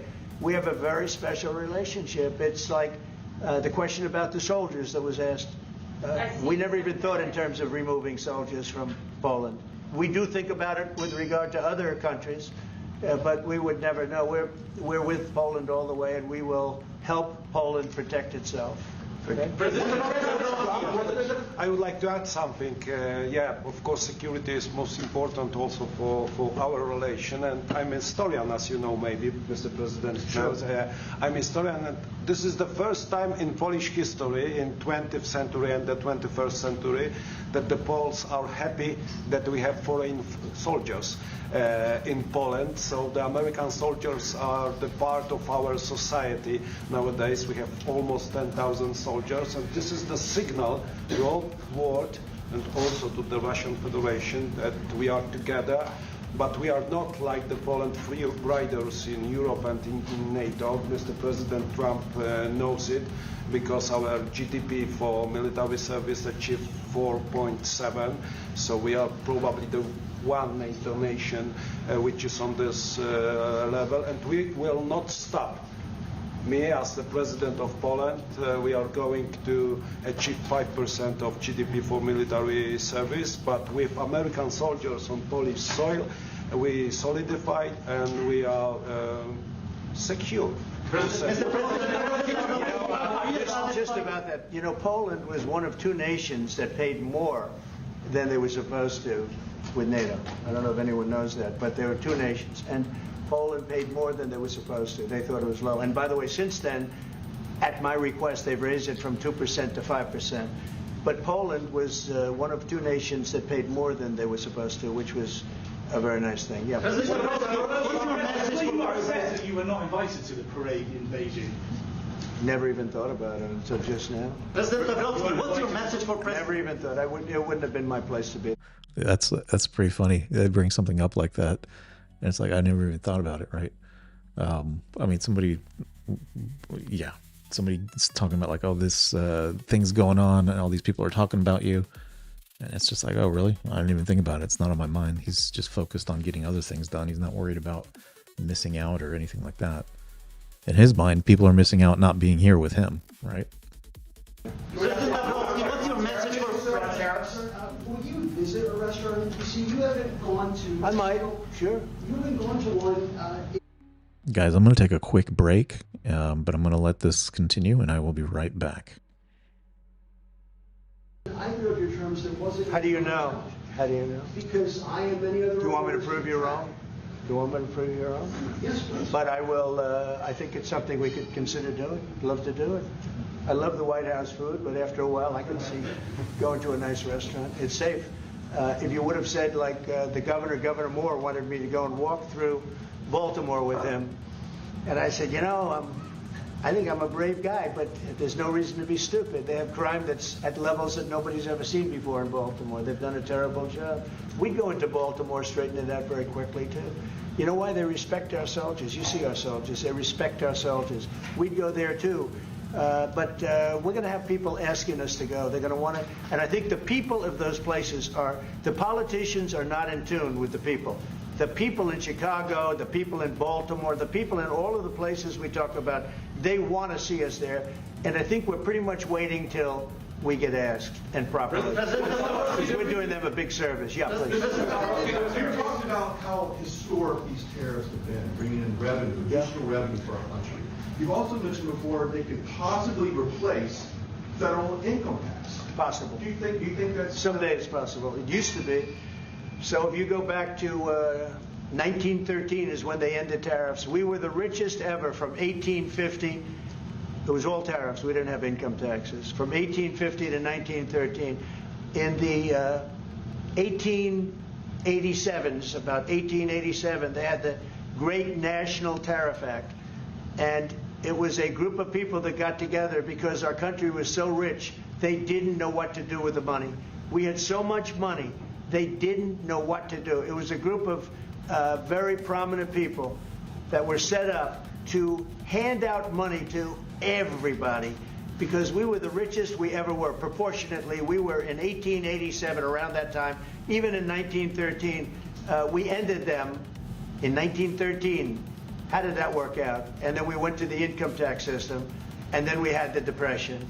And by the way, a lot of people try and say that, oh, tariffs with the Depression. No, they ended in 1913, and then we went to income tax, and then in 1929 you had the Depression. They did try and bring it back in 1931-32, but the Depression had long started, and this poor, beautiful nation was gone. It was gone. We suffered for 25 years. It took 25, 30 years to really recover from the Depression. And we don't ever want to see that happen again. The tariffs are vital to the success of this country. When I say I ended 7 wars, at least half of those wars were ended because of the power of tariffs. I was able to say, well, we're not doing any business with you, or if you're going to war, we're putting a big tariff on you. And all of a sudden they announced that the war was settled. I settled 7 different wars, one going 31 years, look at the Congo and Rwanda, look at that, 31 years, 10 million people dead. I got it settled. And a little bit of that one, less than in some cases, had to do with trade and had to do with tariffs. So, you know, tariffs are vital to our country. And just so you know, other countries use them on us, but I just use them a lot better. We're in a much better position. We have trillions of dollars coming into our country. If we didn't have tariffs, we would be a very poor nation, and we would be taken advantage of by every other nation in the world, friend and foe. We're not going to let that happen. And we have a very, very big case in the Supreme Court. I can only say this. Our country has a chance to be unbelievably rich again, but it can also be unbelievably poor again. If we don't win that case, our country is going to suffer so greatly, so greatly. But I think we're going to have a big victory. Even if you look at the people that brought the case, they're foreign-oriented. They're foreign. Countries have taken advantage of the United States for so many years. And I started with China. You know, last term, I took in hundreds of billions of dollars in tariffs from China. But when COVID came, the last thing I was going to do is we're going to tariff France and Italy and, you know, others, Spain, when they were doing so badly. But now we made a deal with the European Union where they're paying us almost $1 trillion, and they're happy to do it. You know what? They're happy. It's done. These deals are all done. I guess we'd have to unwind them. We've done deals with Japan, with South Korea. We've done deals with many countries and others to come. And if we didn't have the power, prestige, and dignity of tariffs, and I used them wisely, and people respect America again, and we've become a rich country again. The money coming in is incredible. And again, they use them on us. If we didn't have them, they would use them on us, and we would have no way to fight them. We would be a third world nation. So I think it's one of the most important cases I've ever seen go before the Supreme Court of the U.S. Is there a gave Vladimir Putin a 2-week deadline to agree to talks with Volodymyr Zelensky. That deadline is now nearly approached. Can you give us any indication of when you will make a decision? Well, I'm having a conversation with him very shortly, and I'll know pretty much what we're going to be doing. We've taken very strong action, as you know, and in other ways we've taken very strong action. But I'll be speaking to him over the next few days, and we're going to see. With whom, I'm going to know exactly what's happening. But I'm not happy with all the people. You got 7,819 people killed last week. Russian soldiers and Ukraine soldiers, right? Not American soldiers, not soldiers from Poland, but they're human beings, they're souls. They have parents, they wave goodbye to their parents, and their parents never see them again. That's the end of them. Over a stupid war, and I want to see it stopped. Now, we have stopped the money we send weapons to NATO, they pay full price. We don't, Biden spent $350 billion so stupidly. And it was one of the reasons that this whole thing happened. A big reason this war happened was sitting right in these chairs, this one in particular. So I will tell you that I think we're going to have a good solution, but they're losing soldiers at levels that nobody has seen since the Second World War. This is the worst conflict, and it's just going on and on. It's one's defense, one's offense. The offense moves a little bit, just a little bit. You take a look. They move inches. They're dropping bombs and killing everybody. The whole thing is not since the Second World War has there been anything even close to this. And they're not soldiers from my country. This is my country. But I have a power to end things. That's why I was able to end 7 other wars. And you know that I thought of the 7, they're basically 7. Those were tough wars to end. Much tougher, I thought, than the war with Ukraine and Russia. I thought that Ukraine and Russia have a very good relationship with President Putin.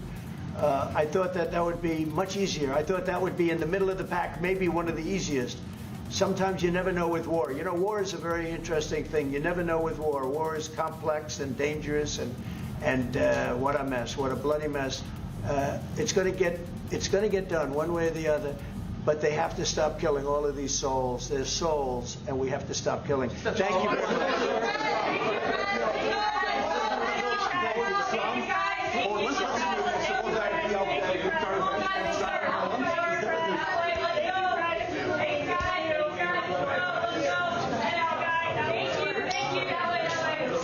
Thanks, guys. Keep going. Keep going, guys.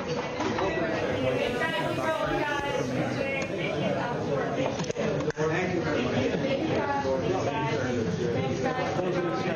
you very much. Thank you, guys. Thank you, President. We can take a few more pictures. Thank you. Thank you. Keep going. Thanks, guys. Thank you. Thank you. Keep going.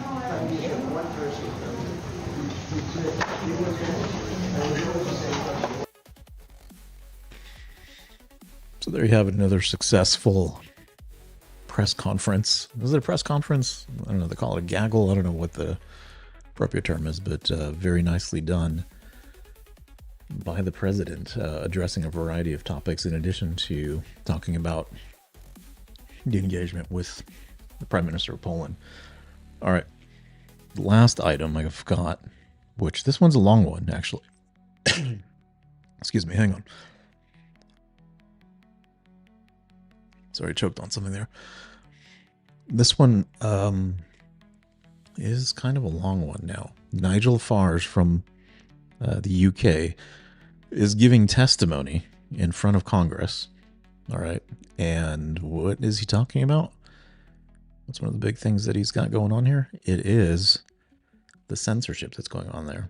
So I mean, we still opened up the stream talking about, somebody putting out a tweet calling somebody an idiot, and then what do you know, they get 31 months in jail. But it's not just what's happening in there, but the European Union and the commissions that they're forming are effectively expanding their scope beyond just the UK or Europe, and it extends towards our tech companies, because in their eyes they bear some responsibility for the comments that get posted on their platforms. So the tech companies and then the individuals themselves. So if we are to say something that somebody takes offense, and we being folks in the United States, which at this hour it might be a variety of folks from all around the world tuning in. But if somebody from another country says something that anyone in the EU is offended by in one way or another, all of a sudden there's criminal liability that comes along with it. So, hot topic of discussion. I'm interested in what the Democrat lawmakers say versus the Republican lawmakers. So, everyone said the pledge, sitting down. Nice for an opening statement.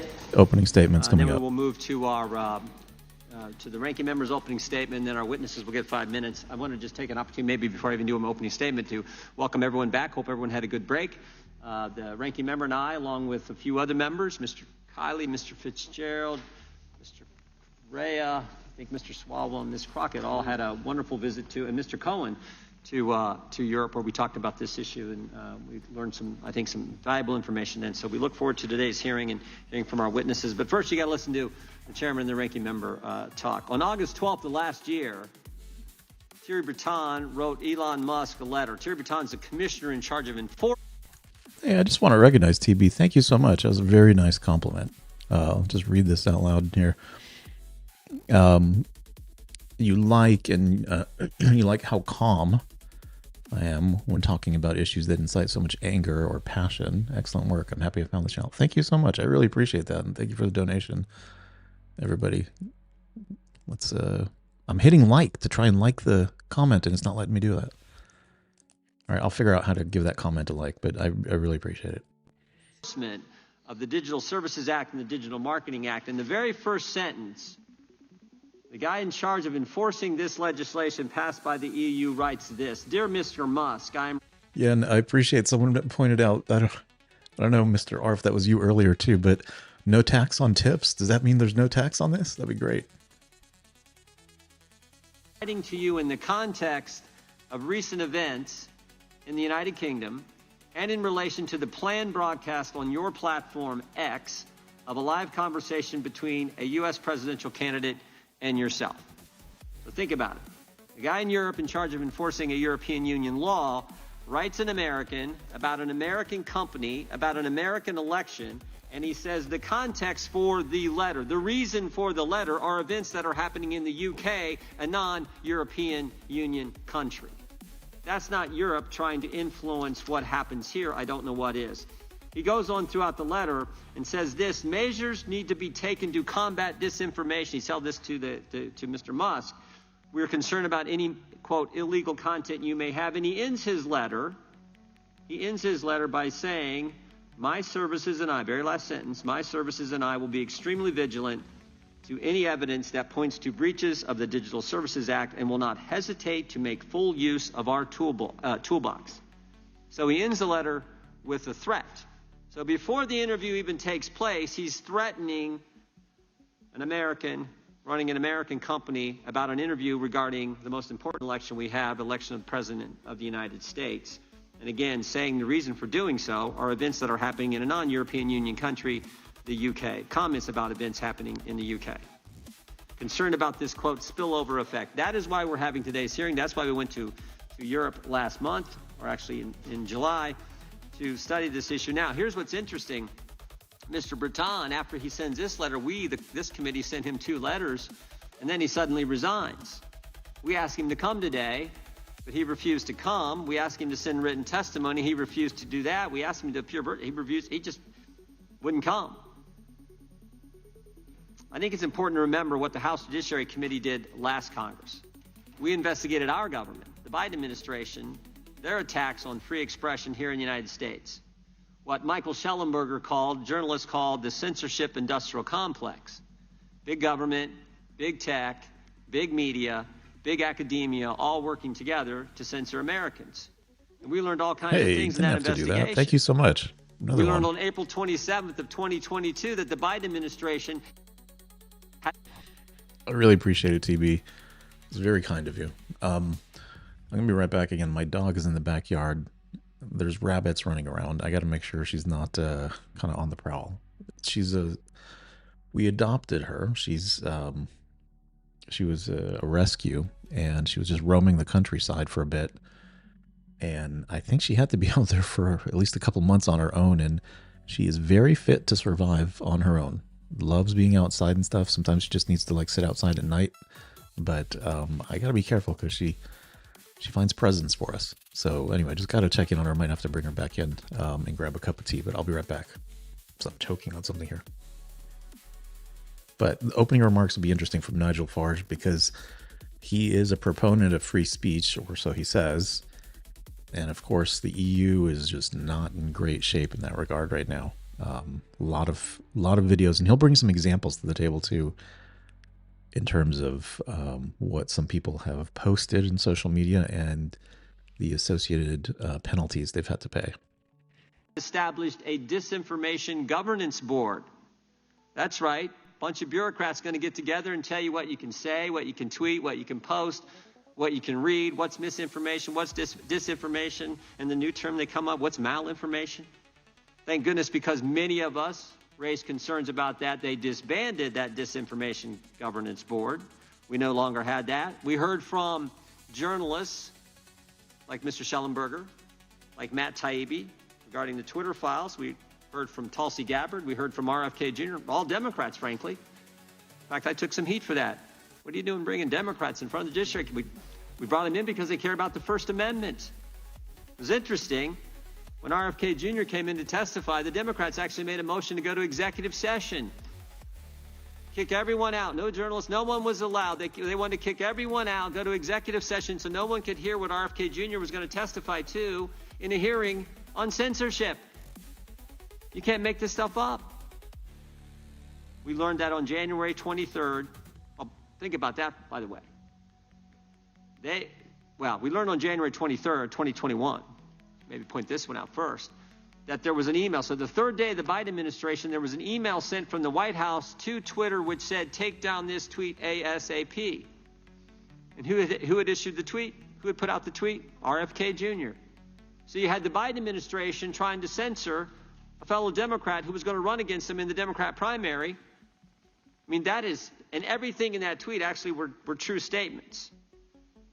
So we learned all that last year, and of course our investigation culminated with a letter from Mr. Zuckerberg on August 26, 2024 last year, where he said, yes, the Biden administration pressured us to censor. We did it. We're sorry, and we won't do it again. And Meta, Facebook, has now subsequently changed policy. They now go to the community notes policy instead of the, quote, independent fact checker approach that was being used before. We had one other witness last Congress, journalist from Canada, Rupa Subramanya, who I thought said something that was really important. She said, free speech is a core value of Western culture. And that is true. And that's what our concern is. We're concerned about the attacks on free expression in Europe, the censorship, the arrest for offensive posts, the chilling effect it all has on speech. But we're more concerned, frankly, as Americans, about the limits the DSA, the Online Safety Act in the UK, put on Americans' First Amendment rights, and the shakedown. And I think that's the appropriate term, the shakedown of American tech companies under the DSA, the OSA, and the Digital Marketing Act Digital Markets Act in the European Union. These acts target our tech companies that provide the modern town square, and they are the engines of innovation in our global economy. Since the turn of the century, European tech companies have languished behind their American counterparts. European governments have tried everything to change this except what might actually work, deregulating their own economy and letting free enterprise flourish. Instead of cutting red tape and allowing their own companies to innovate and grow, the EU and the UK are going after American companies that have grown to dominate the global tech landscape. Regulations like the EU's Digital Markets Act and the UK's Digital Markets Competition and Consumers Act impose burdensome requirements on US tech companies while leaving their European counterparts untouched. But these attacks on American companies won't result in a so-called European champion. Instead, China wins as Europe hurts both itself and America. They make the user experience worse. They distort the digital marketplace by allowing less innovative and less efficient foreign competitors to simply steal from U.S. tech companies. In addition to attacking American tech companies, Europe is attacking free speech around the world, including here in America. Laws like the Digital Services Act and the Online Safety Act are the engines of global censorship regime targeting political speech disfavored by European bureaucrats. The censorship mechanism is simple. The DSA and the OSA effectively require social media platforms to change their terms of service to moderate more content. These companies have one set of standards that they apply globally because it's costly, impractical, and harmful to user privacy to change content moderation rules based on a user's location. So when platforms are forced to change their terms of service to comply with European laws, it affects what we see, what we read, what we say online here in America, infringing on Americans' First Amendment rights. And this is no accident. Even the New York Times, The Atlantic have acknowledged that these foreign censorship laws are intended to have global impact. And European actions have proven it.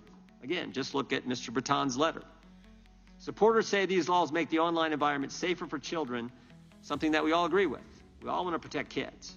But censorship laws are never about disinformation or child safety or anything else. They're always about censoring criticism of the government. Social media is a relatively new technology, but censorship is as old as time. Misinformation, disinformation, hate speech labels are always used by the people in power to censor their critics. And my experience has taught me that today's misinformation is tomorrow's truth. And we have seen it time and time again. I always like to point out, everything the government told us about COVID turned out to be wrong. Everything our government told us about COVID. I'm not even talking about Europe here. Hey, I might fast forward a little bit of his commentary here, just because he seems like he's, Senor Jordan here is being a little bit long-winded. Interesting comment, Devious Chris. Meanwhile, Grok is now revealing that Dems are more peaceful than Republicans and said Elon tried to make it lean right. It learns from kind of when you interact with it, if you're like logged in and it's not like a one-time session, it remembers certain aspects of what you talk about, some of your preferences, because one of its end goals is to provide you with a satisfactory response for you. So sometimes when it gives that type of a response, there may have been an extended interaction that gave it the impression that was the response the individual was looking for. So, you know, it's you could probably convince it to go in any direction, is I guess what I'm trying to get at. That's not necessarily anything, I guess, solid. They told us that the virus didn't come from a lab. Sure looks like it did. They told us it wasn't gain-of-function research done at the lab. Yes, it was. They told us it wasn't our tax money used at the lab. Yes, it was. They told us vaccines. They told us that the vaccinated can't get it. They told us the vaccinated can't transmit it. They told us masks work. They told us 6 feet social distance was based on science. And they told us this was the first virus in history where there's no such thing as natural immunity. They were 0 for 8. And yet they're going to define with some disinformation governance board what we can say, what we can tweet, what we can read, what we can post. You got to be kidding me. As RFK Jr. testified before our committee, never forgot what he said. He said, when you look at history, it is never the good guys who are for censorship. It is always the bad guys, and that's our concern. We need debate. The best way to answer bad speech, wrong speech, stupid speech, crazy speech, even hate speech is more speech. We need the First Amendment. Our committee will continue to move legislation that protects free speech from threats, including threats from abroad. With that, I now recognize our ranking member for his opening statement. Thank you kindly, Mr. Chairman, and welcome to our witnesses. I imagine that in a hearing about threats to freedom of speech abroad, we might hear from a Russian dissident about Putin's massive violations of political freedom, or the death of Alexei Navalny in prison, or perhaps a Chinese pro-democracy activist about President Xi's attacks on free speech in Hong Kong, Tibet, Xinjiang, or the persecution trial of Jimmy Lai, or maybe a journalist about the Saudi Crown Prince's assassination of Jamal Khashoggi, the Washington Post writer who demanded freedom from religious persecution and oppression in Saudi Arabia. But no, the dictators of the world have got nothing to fear from this hearing. The Republicans called it to attack our democratic allies in Europe. The star witness is not a human rights leader like Navalny, but a far-right, pro-Putin politician. Holy cow. I mean, we're talking about free speech here. What is it? Why is he criticizing Nigel like this? Leads the UK Reform Party, a party that has 4 members out of 650 members in the parliament. He calls England an authoritarian regime, while saying that Vladimir Putin is the world leader he admires the most. Well, this hearing mimics Vice President J.D. Vance, who went to the Munich Security Conference in February. In the first 2 minutes of his speech, whitewashed the world's leading autocratic regimes, proclaiming that the threat that worries him is not Russia. It's not China, he said, but rather it's our European allies. Amazing. He's misconstruing it big time, the comments. His comments were centered around the censorship happening, the lack of free speech, and how that is the start of authoritarianism, which is very concerning in these countries that are said to not be like that. I don't... why you have to mischaracterize things so badly and kind of twist it, it's beyond me. You know, for a while now, the Democrat Party has been saying, like, we need to improve our messaging. Our messaging wasn't good in the election cycle, and that's why we lost. We got to tighten up our messaging, but there's a point you reach where you have to kind of look at your principles, what you stand for, because there's only so much lipstick you could put on a pig, right? I mean, it's gone a little too far now at this point. Republicans are promoting far-right parties in Europe, like Alternative for Deutschland, Reform UK, and Rassemblement National Français, and ignoring massive repression in Russia, China, Pakistan, Saudi Arabia, and among all the autocrats of the world. Republicans are vilifying European liberal democracies simply for engaging in the kind of line-drawing exercises that we Americans engage in under our First Amendment with respect to the epidemic of child pornography, protecting children from other harmful content, defamatory speech, online scams and false advertising, and speech inciting riots and imminent lawless action. All forms of speech that the First Amendment does not protect and whose tricky contours must still be drawn by law. We could have a meaningful hearing on this complicated subject, but this hearing's just a drive-by hit against a strong Democratic ally to benefit a Donald Trump sycophant and wannabe. But it's even worse than this.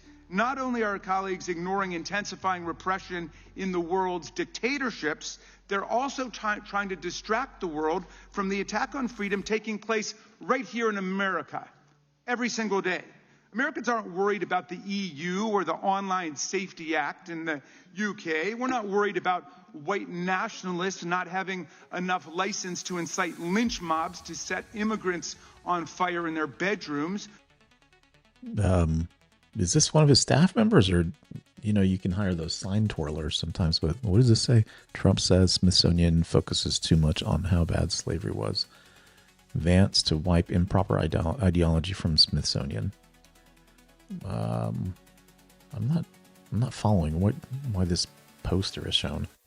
Americans are worried that Donald Trump is working to rewrite and whitewash American history in our museums, our textbooks, and our national parks, to destroy PBS, NPR, and public broadcasting, to ban books in our libraries, and to censor any news stories critical of him by installing political henchmen in private broadcast rooms. Americans know that academic freedom is in danger when the administration cancels and withholds billions of dollars in scientific and medical research funding from American universities, even for urgent life-saving studies about breast cancer or heart attacks, as a way to force schools to impose government orthodoxy on curriculum, hiring, admissions, and any student and faculty speech that MAGA considers politically incorrect. Americans see Trump trying to harass, intimidate, control, and shut down the press, like ABC, CBS, NBC, NPR, and PBS. The Republican-controlled FCC essentially blackmailed media companies Skydance and Paramount into agreeing to install a spy, a monitor, a minder, I think the Brits might say, to police CBS news programs to make sure that they are being sufficiently Trumpy in giving us the news in order to get approval of a merger from FCC. Meanwhile, Trump sued 60 Minutes and CBS personally for $20 billion for the frivolous cause of action that he thought an interview with Kamala Harris was edited too favorably, and then walked away with a cool $16 million. If you guys don't remember that interview, it was just before the election, and they cut out a significant portion and re-edited things to make some of Kamala Harris's responses, I think, a little more well received. Specifically, that she didn't meander on into some ether with her remarks. When you saw the full version of it, they finally published to YouTube. I don't know. It was kind of astonishing, the responses that she would provide. But do you go sue somebody over it? I don't know. That's a whole other story. And a shakedown settlement for his library, all part of a now familiar pattern. When Trump doesn't like the news, he sues the broadcaster and unleashes the FCC on them until they pay up and agree to a government spy stationed in their office. Free speech is so much in danger in the U.S. today that if the government tries to violate our rights, we might not even be able to find a lawyer to defend ourselves, because Trump is systematically exacting retribution against law firms that represent anyone on the other side of a case against him. Look, our country loves free speech. We fight for free speech. We fought for free speech, and we know it's in danger when students who are lawfully in the United States are taken off the street and arrested without warrants by masked federal agents in unmarked cars for writing an article or attending a rally that Stephen Miller doesn't like. Free speech is in danger when visitors to our country have their social media accounts screened at the border for any criticism of Donald Trump. Free speech is in danger when To Kill a Mockingbird, The Handmaid's Tale, 1984, and The Kite Runner are banned from our schools and libraries across the country, and even families defending our freedom abroad have to fight for their kids' right to read freely in public. All right, so Mr. Raskin here is going a little bit too far for me. I got to zip through it. It's starting to get to be about that time. All right, yeah, Nigel's just sitting there nodding. Are we even going to get to... Oh, wait, what did he say? Congress people of any free speech rights at all. I had my own close encounter with that when Mr. Farage and his team presented for more than an hour in a conversation we had about free speech. And after 3 minutes of talking, he cut me off and terminated the meeting because he didn't like what I was saying. That's the kind of free speech he's committed to. There is a free speech crisis in America today, but there's no free speech crisis in Britain. UK Prime Minister Keir Starmer has not shut down GB News, where Mr. Farage has his own show, just because Mr. Farage has used his airtime to call for banning peaceful protests that he disagrees with. No one has stopped him from going on Russian TV 17 times and saying also and repeating that the one world political leader he most admired was Vladimir Putin, even though Vladimir Putin is a war criminal and a dictator who has regularly interfered in other countries' democratic elections. No one has stopped Mr. Farage from parroting Putin's absurd talking points, like when Farage claimed that NATO, the U.S. and Britain provoked this war in Ukraine. For a man who fashions himself as some kind of a free speech martyr, Mr. Farage seems most at home with the autocrats and dictators of the world who are crushing freedom on earth.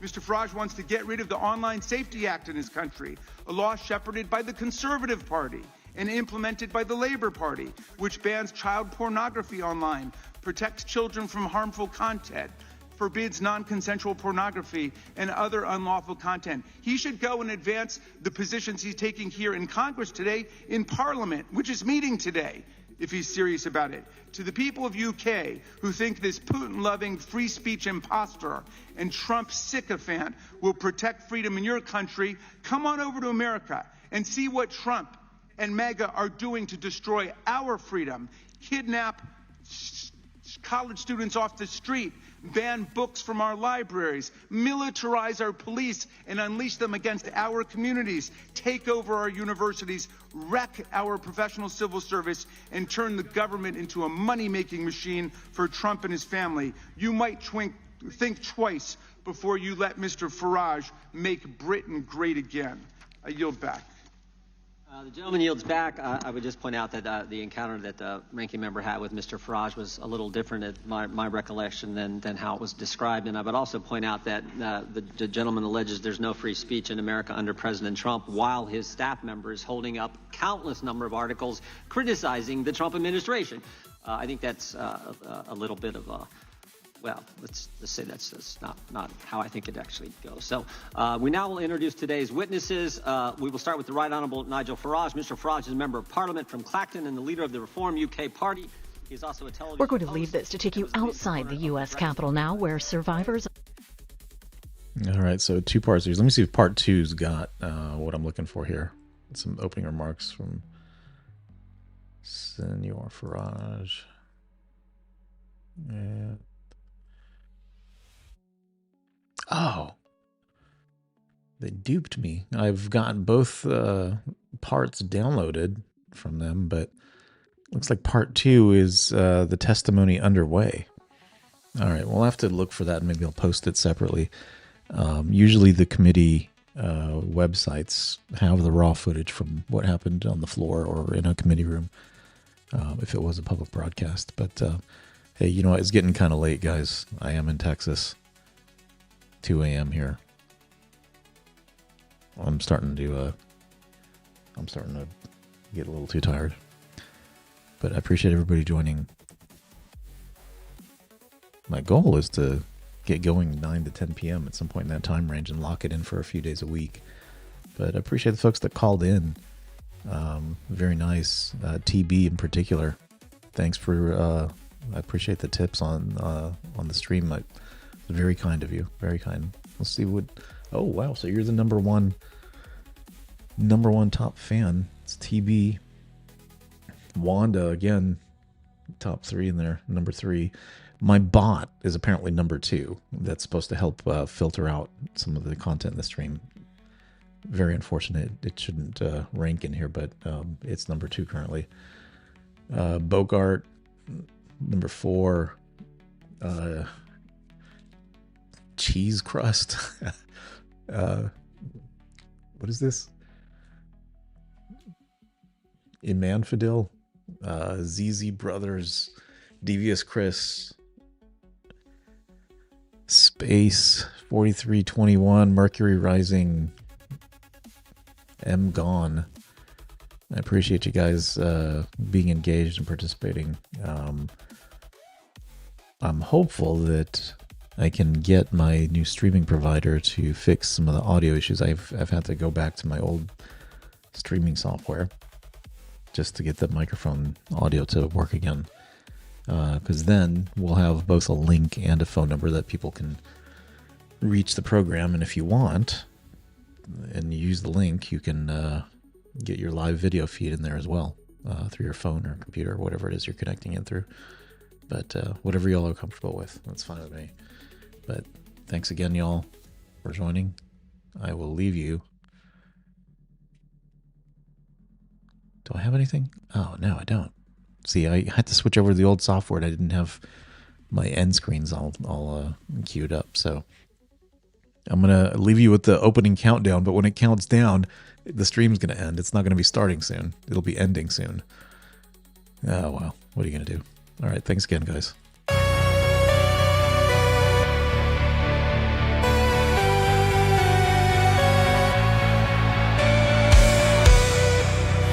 The words of the liar's mouth, causing their followers doubt. One voice shouts above the crowd, the message of political cow. Conspiracies abound inside their twisted sound. One voice shouts above the crowd, message of political cow. Political cow. Their lies are on the ground. Fake news is breaking down at the sound of political cow.